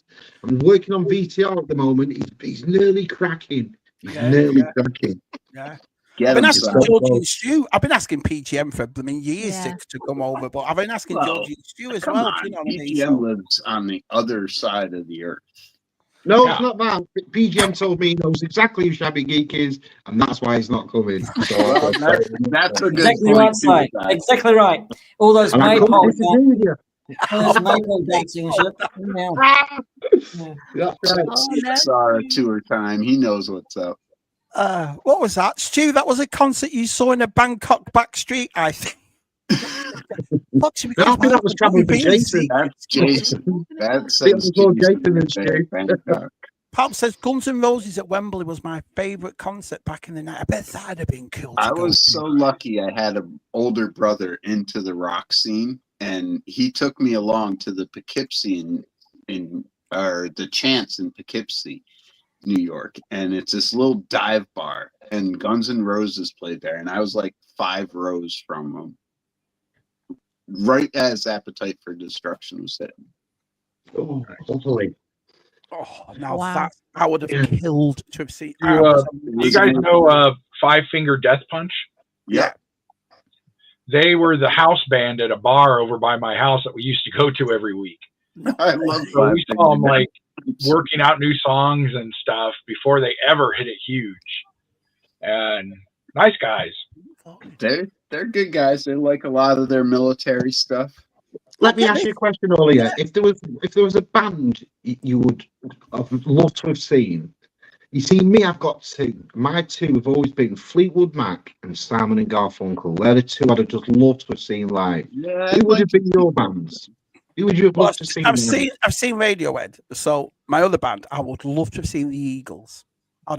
Imagine Hotel California live. Oh, yeah. What? I'd kill to see Jimi Hendrix. Yeah. Nirvana, I had tickets to and didn't see them. Oh, it's worse. Yeah. But I did get to see the Beastie Boys in their stead. So I can just imagine Martin with his white glove on. You know what I mean? Loving it. Moonwalking in. But Iron Maiden's still one that I can see. Yeah. They're on the list. I need to see Iron Maiden. I wouldn't mind actually seeing AC/DC. They've been here before, but the I've tickets seen them are a few times. They're awesome. And I probably would want to go and see Toto, because I like Toto. Well, Toto. And probably U2. So I'm a bit of U2. That was a great Pete. Love it. Well, it was. Like you, Chris, who would you like to see? If there was any bands you could go and see now, I would. Well, old or new or anything. I would love to have seen the Beatles together. Oh, playing in a real place, not like stadium tours that they hated so much. I have seen the Monkees, but I would have liked to have seen the Monkees all together. In fact, I would have liked to have been at the show where Jimi Hendrix opened for them. That basically got booed off stage. Do you know what? I love that TV show. When the Monkees used to be on here, we used to be on in the school weeks holidays. I used to love that TV show. It was great, the Monkees. It was a really good show. We don't show it anymore, did it? It's never on anywhere, isn't it now? No. Nickelodeon was showing it for a while. Shout shows it. There's actually a whole YouTube channel that just reruns Monkees episodes. Oh, I should never thought of YouTube. Yes, what's them back? To me, I just find it's the talent. I'm not a musician. I can't play anything really. And so you look at Led Zeppelin or AC/DC like PGM, and I find talented musicians that's be well worth going to. A couple of nights ago, about a week ago, I was sat in bed and I deliberately put my headphones on to listen to that John Williams documentary. I don't know if any have ever seen it or not, but wow. And I never knew that guy was a jazz performer, made jazz albums called Johnny Williams. It was if you've not seen this what is it, documentary, I highly recommend it. But talented, to me, talent like that is amazing. That's why you look at the Cantina music a little bit differently because of the jazz background. I never thought that, George. You're right. Yes, they touched on that, didn't they? I've been putting that one off, kind of like I've been putting off the Christopher Reeves one and the Jim Henson one. Brilliant. I don't want to cry. Brilliant. That's what's going to happen to me with that Christopher Reeves one. I know it is. John Williams is a good emotion. Yeah. But I agree with that Christopher Reeve one because he's super. He's twice. I know that. Whoever just put that Patrice O'Neal. So lovely. It's so lovely, that Christopher Reeve one. It is. It is worth watching then. It's worth watching. It really is. Fantastic. But like what Chris said, that trailer is such a hard watch and it's so lovely done that I know I'm going to have to be prepared to watch this documentary. Do you know?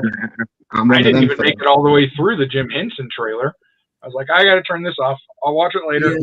Yeah, it's good too. Funny how we get older, it affects you, doesn't it? It's near the end, it gets more emotional, Chris, for sure. But it's if you love him, I mean, I started watching and I showed Stu actually some of the clips from the from Jim Henson's memorial service with some tears, Frank Oz and Dave Goles and stuff, and it's I don't know how they saw that on Kleenex commercials. Me too.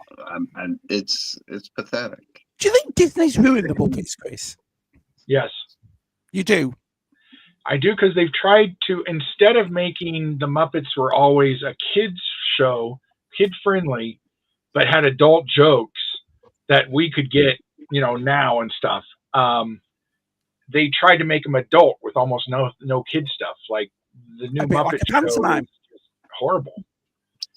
They were getting drunk and talking about, cheating on their exes and stuff. It's horrible.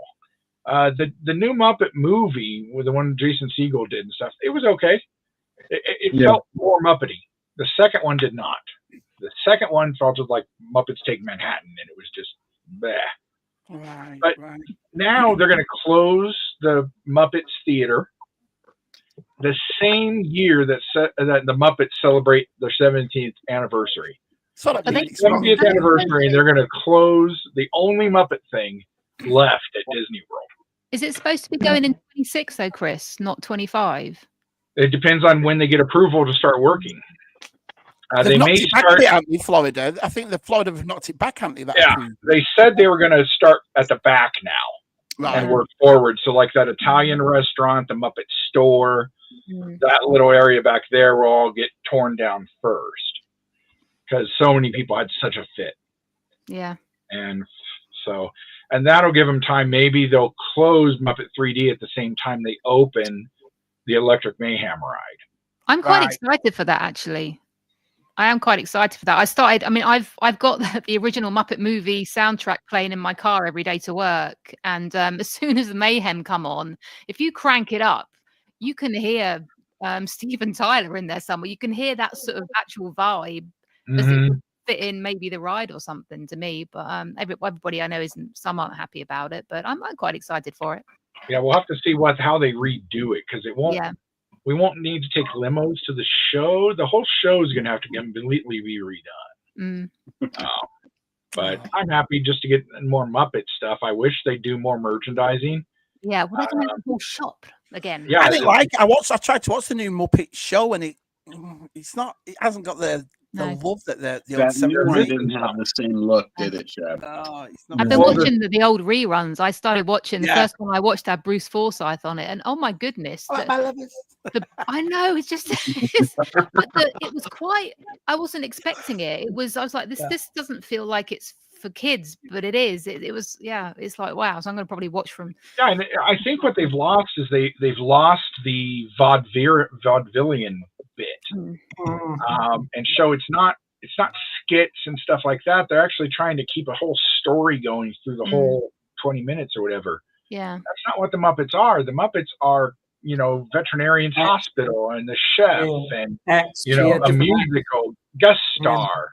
And if they go back to that, like Muppets Tonight tried real hard to try and go back to that, but it just lost something. And Frank Oz says that he just he doesn't know what's missing anymore, but it's gone, and he doesn't know if anybody can fix it. Connor says here, sorry. It's kind of like Steve Martin's not there with slapstick comedy, and you got guest stars like John Cleese, right? Yeah. I mean, and it just makes it entirely absolute comedic timing, brilliance of it. And it's Bob Hope and Fred Astaire, and all these people, Linda Carter and Sylvester Stallone. Yeah. Yeah. Christopher Reeve was on. Because I've been in a group, and all day today, all of us 50 and over, all talking about how much we love the Muppets Christmas Carol, and people putting pictures of Christmas carols on now in the background, and I don't get it, it's for such a much loved franchise. It isn't half pissed about with, isn't it? Yeah, it really is. I'll just get to this side. It says, when I go to the gym, I wear headphones and listen to fast food adverts to demonstrate myself to leave early and get a burger. And then he says, "Low Connor, did you say when you go to the gym? That's for your stand-up." Oh, he's a cheeky one. Get some tips, PGM. He's not. I suffer crippling social anxiety disorder, which is given my previous job is incredible to believe. I can never go back to who I was, but I am a better man now surviving. Love beats fear. Nice way to look at it, Keith. Nice way to look at it. I know we had a lovely Christmas today, buddy. I really do. I've always lived by the rules. The fear is in yourself. The only thing to be proud of is fear itself. And if you can just conquer that, you know what I mean, you'll be all right most things. Never have a problem until I hit my 40s. Then really? Like a rocket sled on rails went downhill. Never had any social problems in my life. And ever since you met Shabby, you have. That's really weird. Yeah. You're getting that Richardson curse, and I'm here to turn your frown upside down. I'm over. I can never shut the fronts up. I am a talker, but I think that's why I like doing the streams. This is because, especially with you lot, do you know what I mean? I think after all these years, we've all got to know each other a lot better. There's no awkwardness here, is the G-Force? Do you know, like PGM and Chris and Georgie and Adam, we all come on and we just talk away, don't we? So that's just it. Yeah. The awkwardness always comes from Gap and rum. So, So Pete's going to see some of your stand-up, aren't we, Pete? Did you not say on your thanks show you're going to put some of your stand-up up? Yeah. It's the showing my graduation 5-minute stand-up set. So I'll get that ready to show as well. It's just first look into. I'll be doing it for quite some time into 2025 and 26 until I die, probably. Right. If you get a phone call from somebody called Zoe T, she'll be booking you into the Thistle Do for Christmas 2026. So it's a good booking now. I'd do it. I'd do the Thistle Do. I would. Yeah. My dad watched Hendrix at the Theatre Palace near me. 1,500. It was back in its heyday. What is how much it cost, Adam, or how many people were there? How many people? Maybe. My mom saw Hendrix with somebody else. I don't remember who it was with, and the tickets were $2.50. Yeah. Tickets back then were dirt cheap. Yeah. But I think so. Was Hendrix a genius, or was it just a load of noise? What was it? He was innovative, was what Hendrix was. He wasn't the best guitar player. He played by feel, but he created sounds that no one had ever heard before, and people still copy today. So he was innovative, and that's what makes him the legend that he is. Yeah. Some people, somebody asked Prince once. Can I just interrupt you? Please. Can I just interrupt here? Just to say something, right? To the point, that this is another launching pad for me to actually go traveling to the UK and see you guys, or go to America. All right. So the stand up, all right, to make a little bit of a career out, a little career for myself. So I just go broaden that. So I would love to go to the UK and do little comedy shows, and Americans in Australia as well. So that's another launching pad. So sorry to interrupt. Sorry, Chris. It's awesome. Don't apologize. You're fine. Yeah, it's going to be. I think you're going to do great. Awesome. Yeah, I do. Yeah, you're a quirky fella, and I think that's what you need for a stand-up. You need that sort of quirkiness. Normally the best stand-ups I've got, it's not just a bloke coming on stage. They've got something. You know what I mean? And, the more quirky, the more funnier, if you like me, the more you remembered, in a sense. Am I right in saying that? You seem to remember a lot more quirky comedians than what you do. Some guy going, "Oh, have you ever noticed?" Do you know what I mean? It's like I must not to remember to do that. You remember personalities. Yeah. It's like Shabba, he's quirky, and we still look at him. So yeah. I am a sexual magnet, PGM. I think you'll find. You want to see a sexual magnet? Let's have a look at that. Background back there. Oh, now we're talking. Look at that. Gold, that Chris, gold. Yeah. Gold. Get put up on the wall with the others. Oh, hang on a minute, mate. I'd throw that out. Someone's written all over the front of it. Yeah, well, I think I can wash that off. I'm not Around it. In the back, Chris, and I'll screw it all out. Yeah. Yeah. I mean, we all know about PGM's story, but if you want to share something, what's an experience? Georgie, I'll start with you. What's an experience you've had like PGM's Lord of the Rings? Like you can't believe that happened. Oh gosh. Fisher. Yeah, brilliant. Yeah, probably. Yeah, maybe hugging Carrie Fisher is probably pretty much a highlight. Wow. I mean, I did some work with animals in film and TV, so there was some quite cool things there. What? Marry me. Oh, jeepers! Did you hear that? Marry and Stu. That was Marry and Stu. Yeah. There was some interference there, Georgie. I didn't quite catch all of that. Who's in the background? So apparently the best thing ever in my life was marrying Stuart. Yes. You are contractually obligated to say that. Oopsie, but it's in brackets in itself. It wasn't the train of thought I was going to. Oh dear, I'm going to go right in the doghouse, aren't I? But yeah, I worked with the Pet Shop Boys. That was quite interesting. Man, I love the Pet Shop Boys. One of them's from Apple.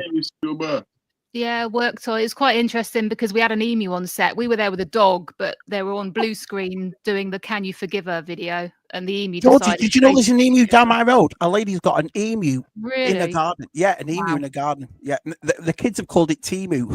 Timu the emu. True story. Can't believe it. That was quite interesting. Yeah, that was quite interesting working with them. But yeah, things like record breakers are low. I've probably touched on this before. Yeah, but George, you've had a life, man. That's awesome. You've been on record breakers. I was doing dog handling for record breakers with Roy Castle and Cheryl Baker, and he was the loveliest man, I think. But Fry and Laurie was probably the most memorable one, I think. Men, look at you, Fry and Laurie. Yeah, quite a few times. So they were Stephen Fry's, both of them absolutely lovely chaps, absolutely lovely. And we had to stand in. We were doing a vet scene. We had to stand in for the extras as well on rehearsal because there was nobody else to be there. Trying to keep a straight face with those two around is very tricky. Yeah, and that's Chris the same question, but he's met bloody everybody, hasn't he? Yeah. It might be easy to say that, isn't it? Who haven't you met? I don't know. I've met. I have not met Harrison Ford. Right. Apart from that, I've met most of the cast and all the main characters, and George Lucas and a couple other people. Wow. But when I was a kid, one of the coolest things I ever got to do was me and my mom got to be extras in Smokey and the Bandit. Oh, cool. See, now that to me,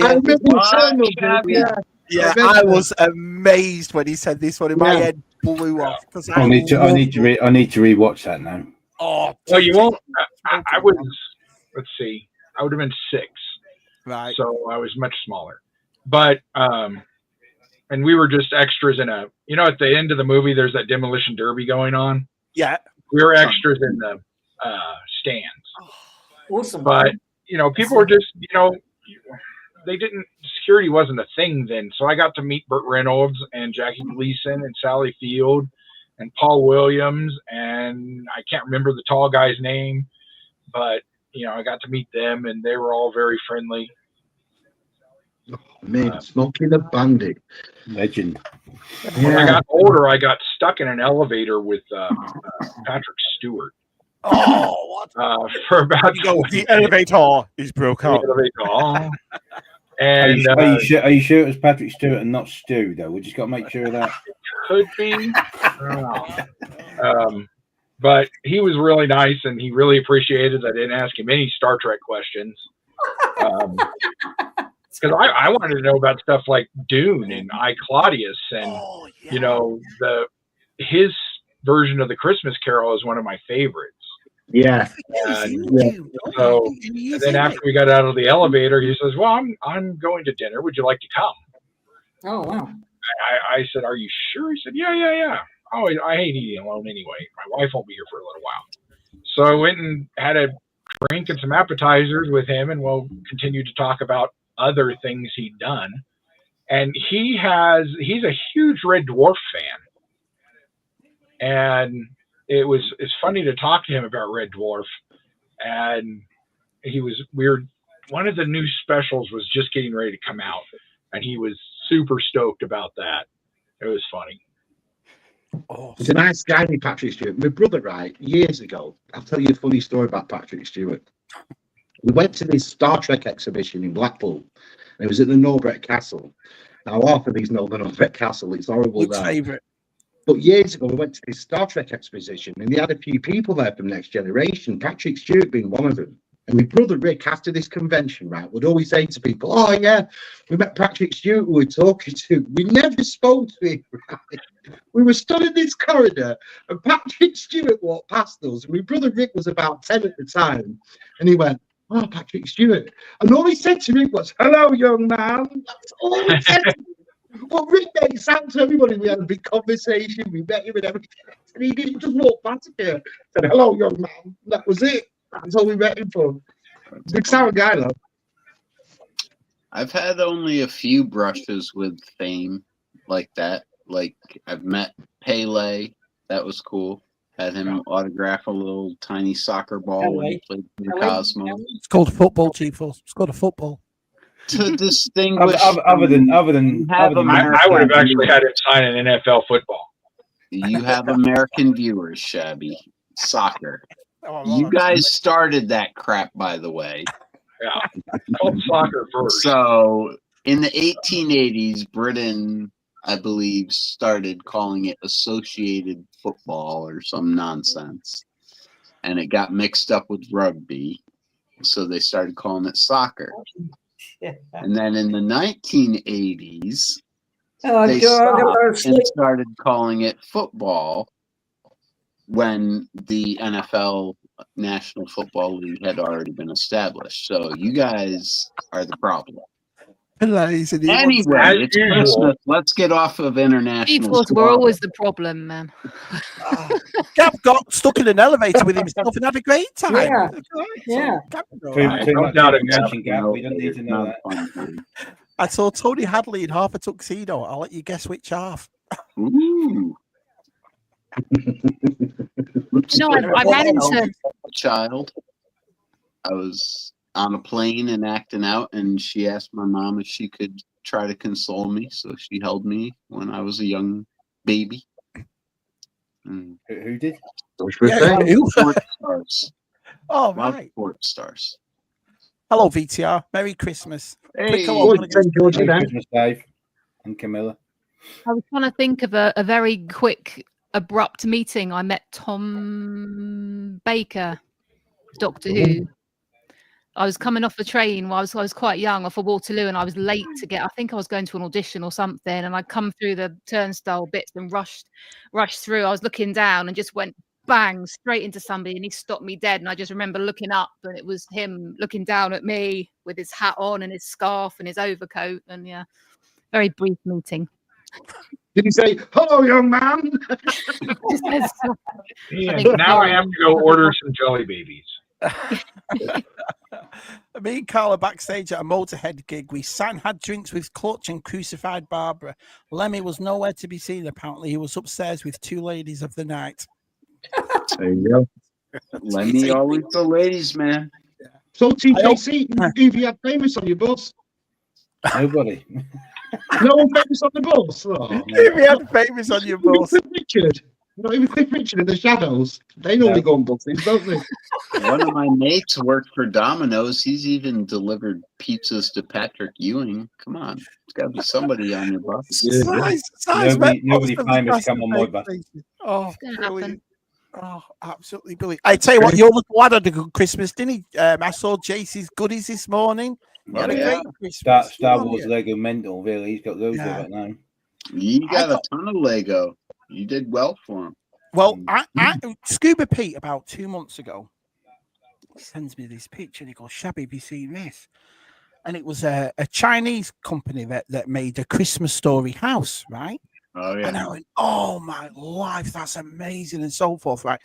And he said, "Yeah, you got to go." I know Scuba got it, and he said, "You got to go through this," and it's percentage. And I thought, "Oh, I'll never get it before Christmas." So I was talking to Jen about it and completely forgot about it. Well, Jen found it on Amazon, of all places, of Amazon. And I tell you what, I don't really buy much Lego, but this is like a knockoff Lego. And the quality of it is unbelievable.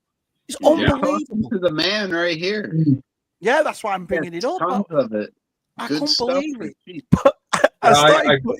Today I built the stagecoach for that Western set. Oh, yeah. That I have. It's mint. Oh, yeah, I like that. They are awesome, and it goes well with the sheriff's office, which I built earlier in the week. Wow, that's awesome. Yeah, it is. And those are what? FO? F-hole? Yeah, the Fun World, Fun Hole. I don't know why they named their company that. However, I am now there is an answer to that, but we won't go into that. Yeah, I don't know if I'll tell them or not. But it comes with light sets already. Yeah. And what was that set, Chris? $30? No, this set was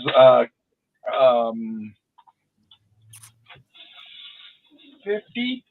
50. Yeah, this one was about. I asked Jen, it's about 90. It comes with all the lights and stuff like that.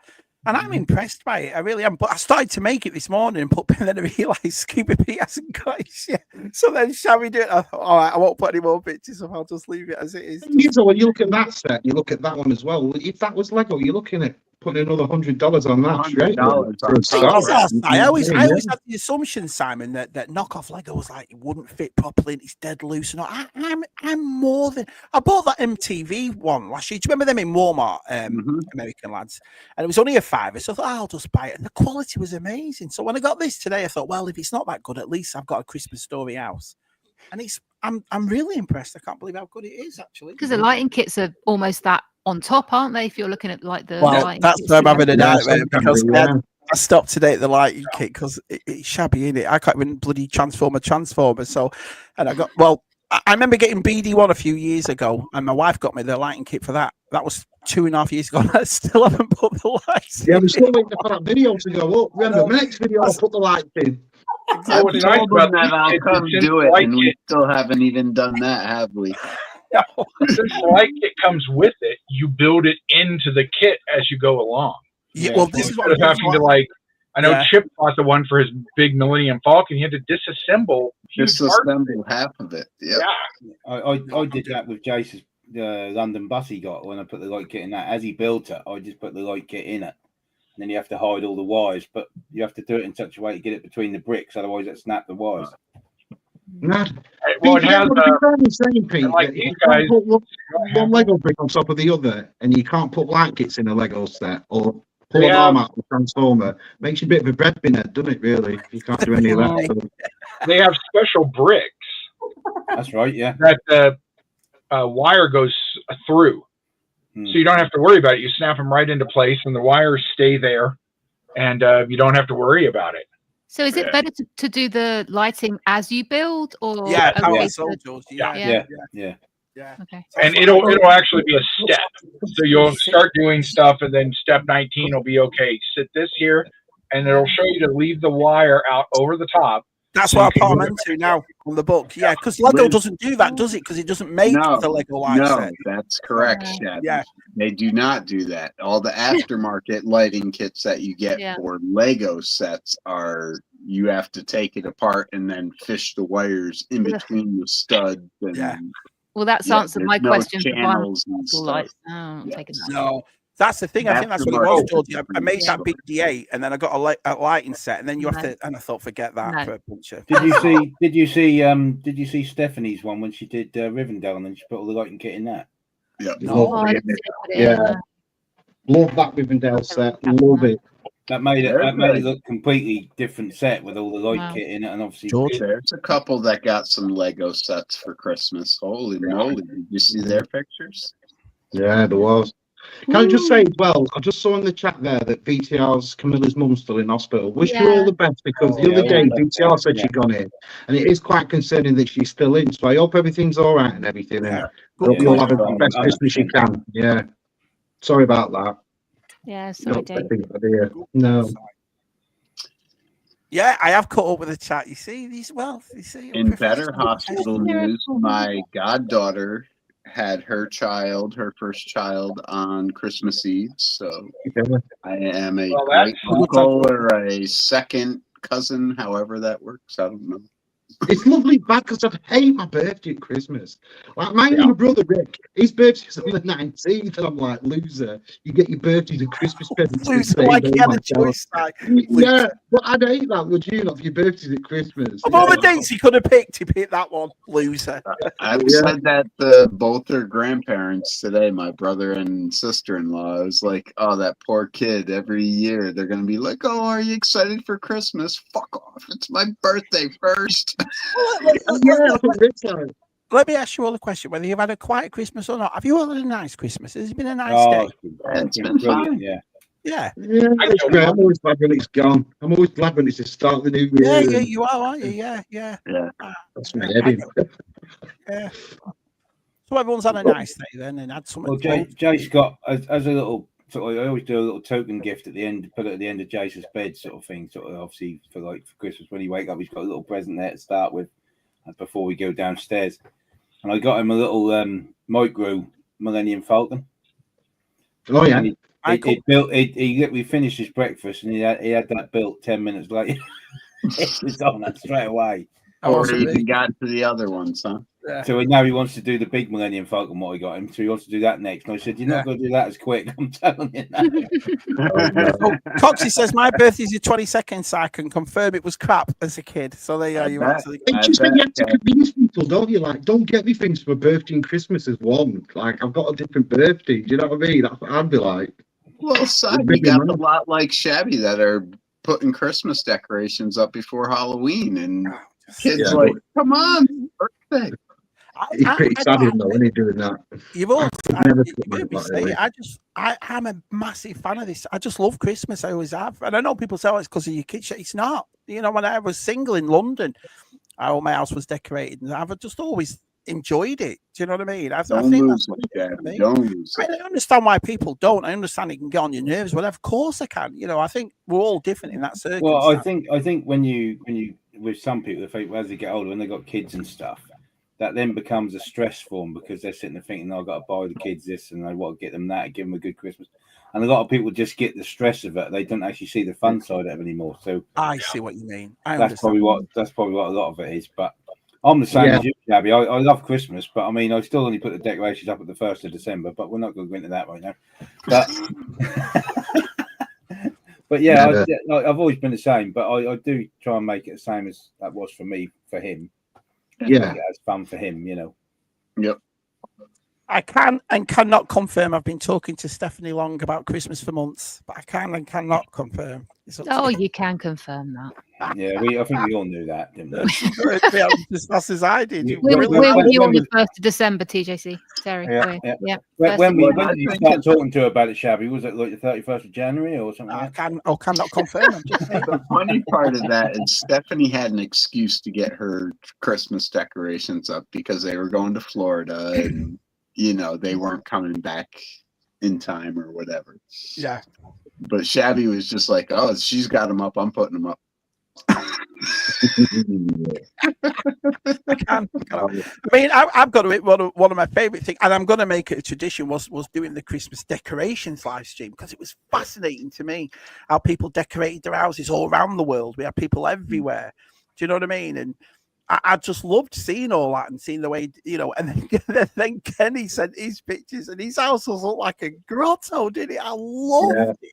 Look at that. You know, Shab, do you guys go out at night and look at Christmas decorations? Do you just go out through the week, but I'm a person who, like, my wife goes mad at me for this. I don't know why, so I'll ask all you lot this. I don't like going anywhere at Christmas. I like being home at Christmas. Do you know what I mean? I don't like she's always wanted to go to like a log cabin or a hotel or something, and I've always said no. I like being here. What is it? Have any of the rest of you's been away for a Christmas once? Or? Like pre-Christmas, though, what I'm suggesting is just go out for a drive. Just go drive the neighborhoods and see everyone's Christmas decorations. Yeah.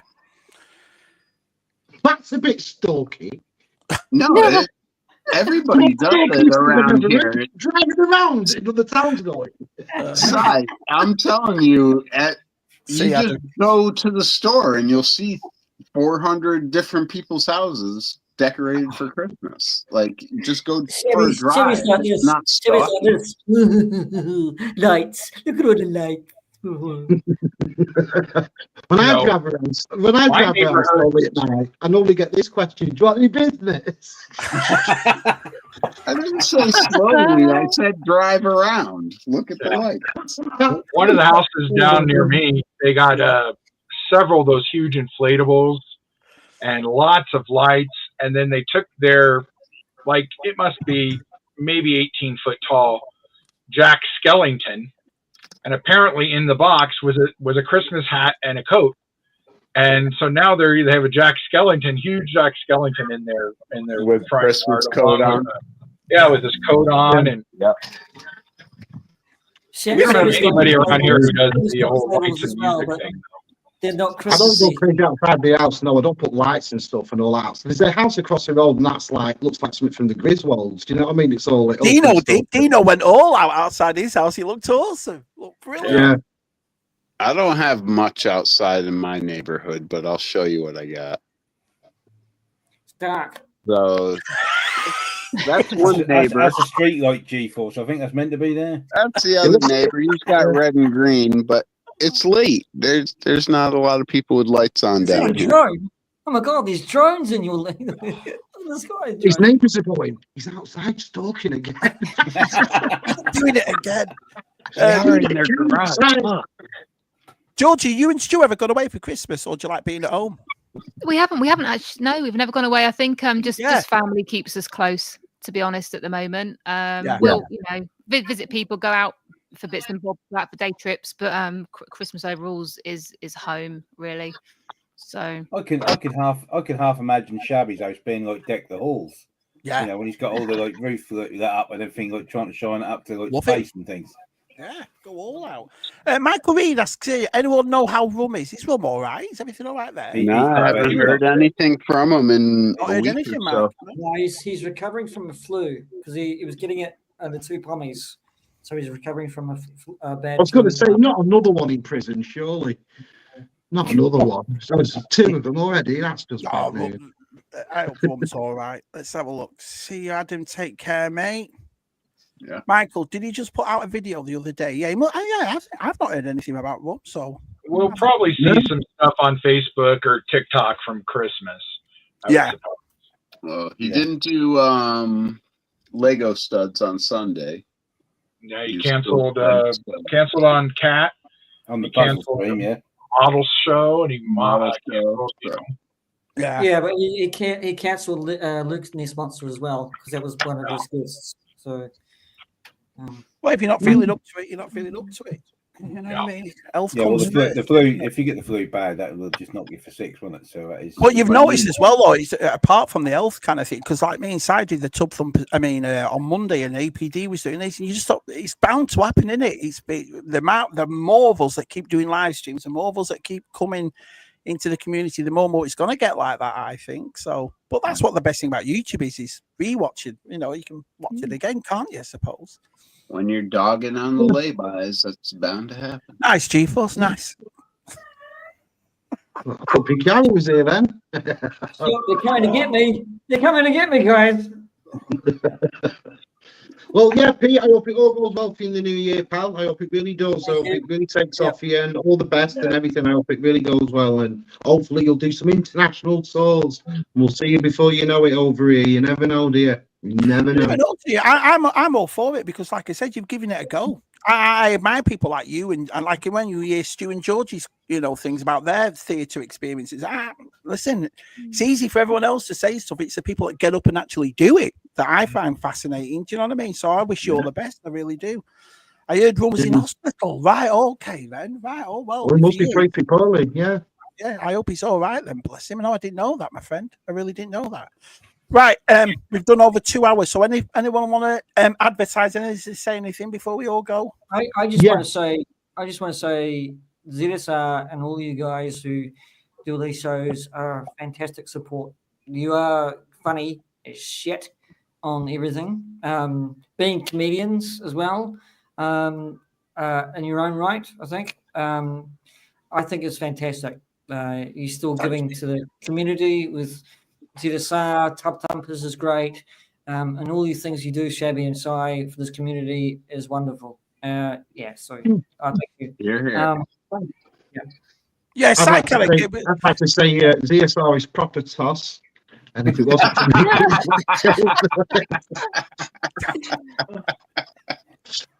no, I agree with you. The things I've got coming up, we've got a stream coming up with Georgie and Mark. We're doing a Disney stream on the 6th of Jan. Yeah, I'm just going to be talking about all things Disney, and I'm going to be revealing some new Disney art. 9 p.m. UK time. Can't remember the other. 9 p.m. Monday the 6th of January. About 2 weeks. 4 p.m. Eastern time, Georgie. 4 p.m. Eastern. Thank you. 5 hours. You have a stream too, hey? Does PGM got a stream coming up too?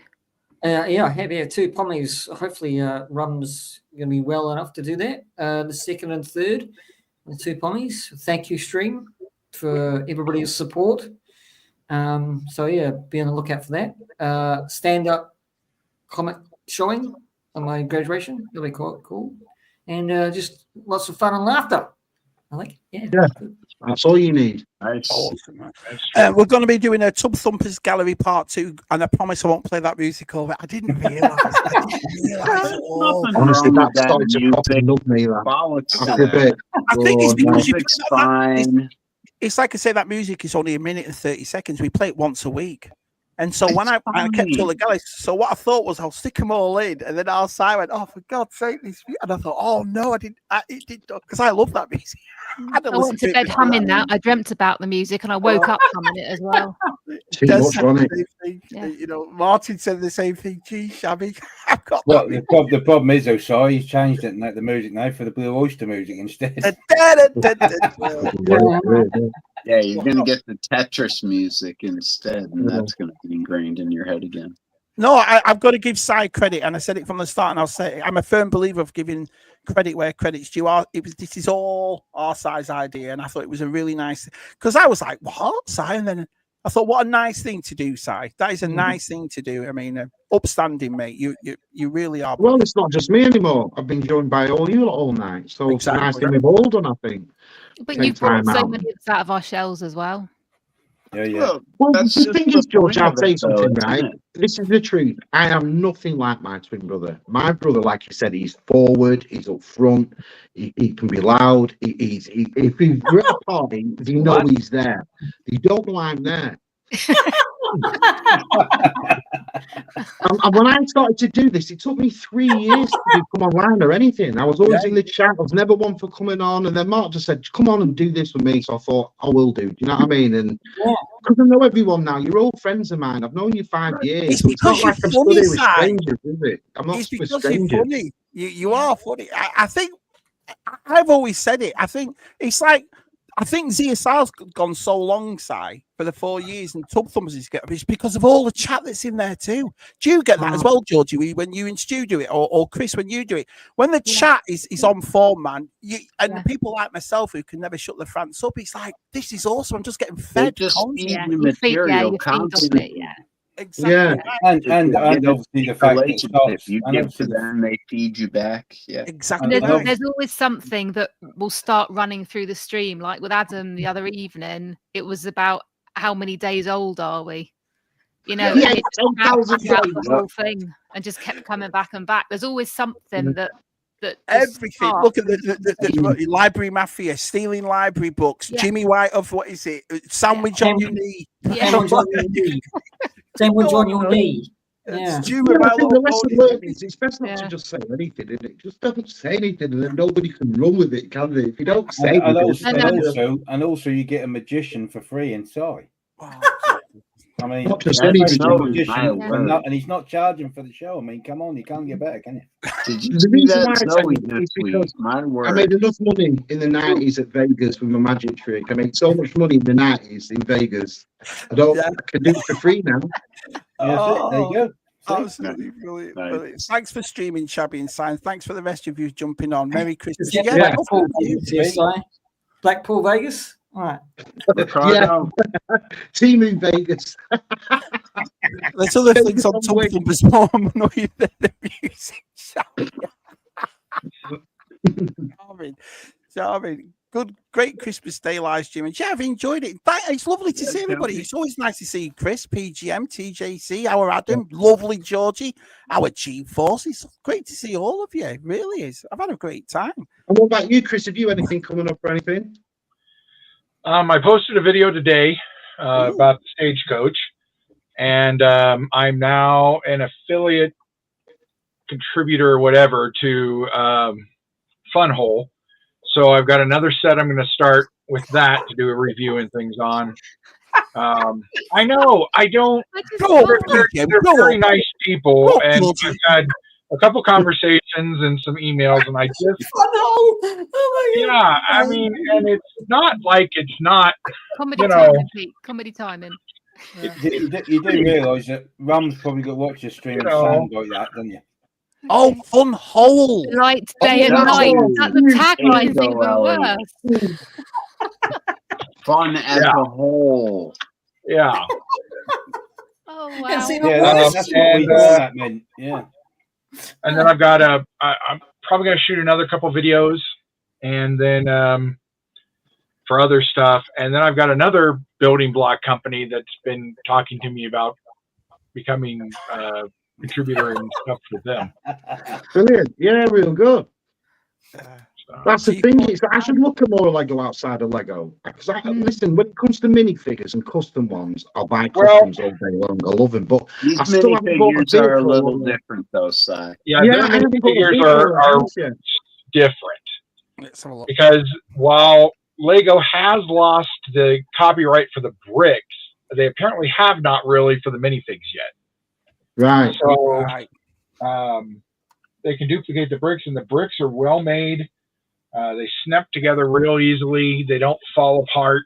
You know, like some of the, like you were saying, some of the generic brick companies don't put a lot of work in. These guys actually do quite a lot of work. Yeah. And the light kit's great. You know. Yeah. I'm going to have to start looking at all these things. Well, Jason does it, doesn't he? Jay travels with Jason. He's always showing like Batmobiles and other cars and all the stuff that's been made in like not Lego official, if you'll have me. And I'm like, how much you pay for that? Well, paid a $5, did I? You know, like, It's a good impression, that size. But he does. You listen to Travels with Jason before he says a word, he'll go, wow. Before he says a word, that's what I'll always think. I have a hard time with Jason understanding. He's a lovely bloke. He's a lovely lad, but I do have a hard time understanding him. Proper Londoner, isn't he? G-Force, you got anything coming up before we get off? Tricky on Hell no. I have nothing because FedEx sucks. Holds, I suppose. Uh-oh. I'm going to be carrying on with the Indiana Jones game, trying to see if I can get through that. Oh, nice. Yeah. And when Stu's still coming back, Georgie, comes back soon, doesn't it? A couple of weeks, is it? Stu's stream? His Star Wars stream? Oh, me and G-Force getting hammered. Trenton Dobson and Keith I don't run were out. I don't run his diary. I can't remember. I think it's a couple of weeks. Maybe you can pop it in the chat real quick if you're still watching. So let me ask you then, now that you've got all this set up for Christmas, what's your plans then? You don't buy this for nothing. You don't get all this for a present for nothing. What's going on, George? Are you taking over? What's the plans?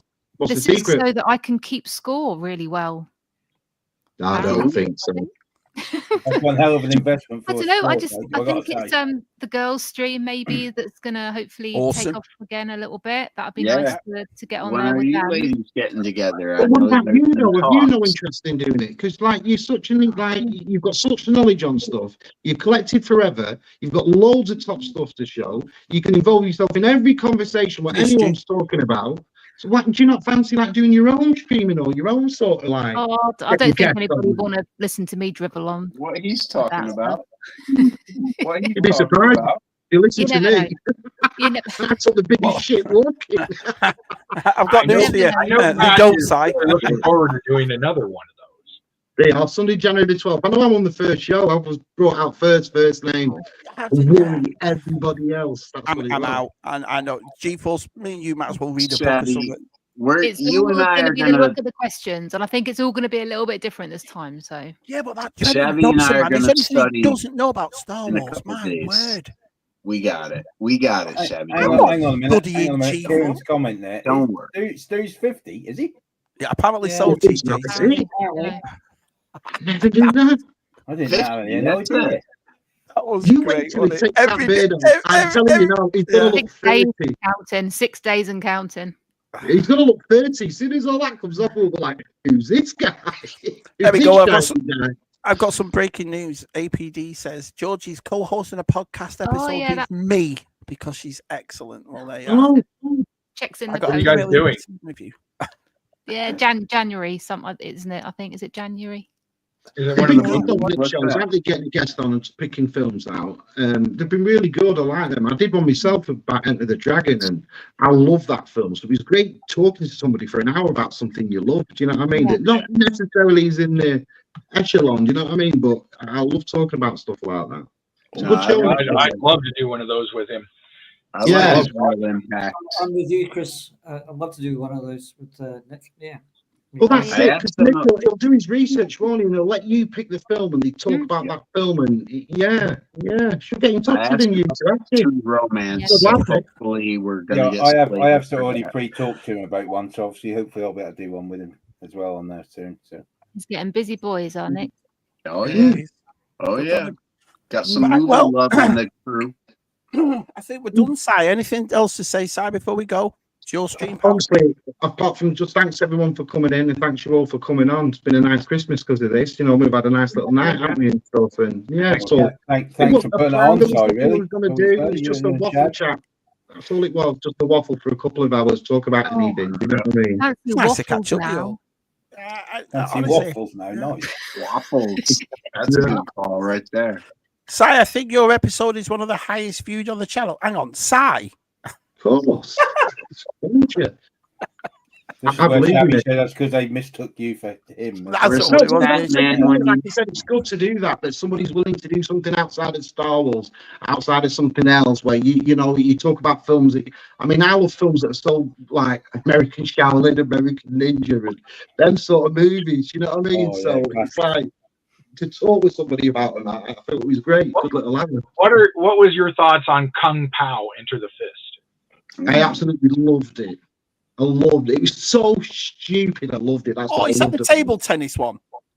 Oh no, with what's he called? Steve someone in it. What's he called? The actual comedian guy. I can't remember his name.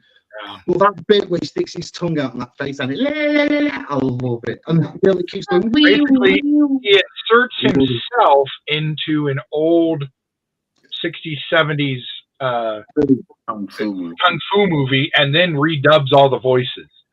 I'm glad you said movie there, Chris. I was wondering where you were going with that sentence then. Oh no, honestly, if you've not seen Kung Pao, watch it because it is one funny film. It really is. It's just stupid. That's why it's so funny, isn't it? And the sound effects he does. And he always makes that woman go, "Wee, you can call me Betty." Kung Pao is the best Chinese. I'm going to watch that this week. I haven't watched that for ages. I'm going to watch it this week, Kung Pao. It's a great film. Which is one with the table tennis that I'm thinking of then? That was Fury. That Fist of Fury or Balls of Fury. That was it. Balls of Fury, I think it was. I think it was Balls of Fury. Christopher Walken was in it, wasn't he? Yeah. Yeah, he was in it in this team, wasn't he? And that guy from Fanboys in. That's right, the big guy who drove the van. Go on for another hour. I know, here we go. Right, we're off. Say goodnight for wherever you are. I hope you enjoyed your Christmas. All the best. We'll see you Merry soon. Christmas, everyone. Merry Christmas.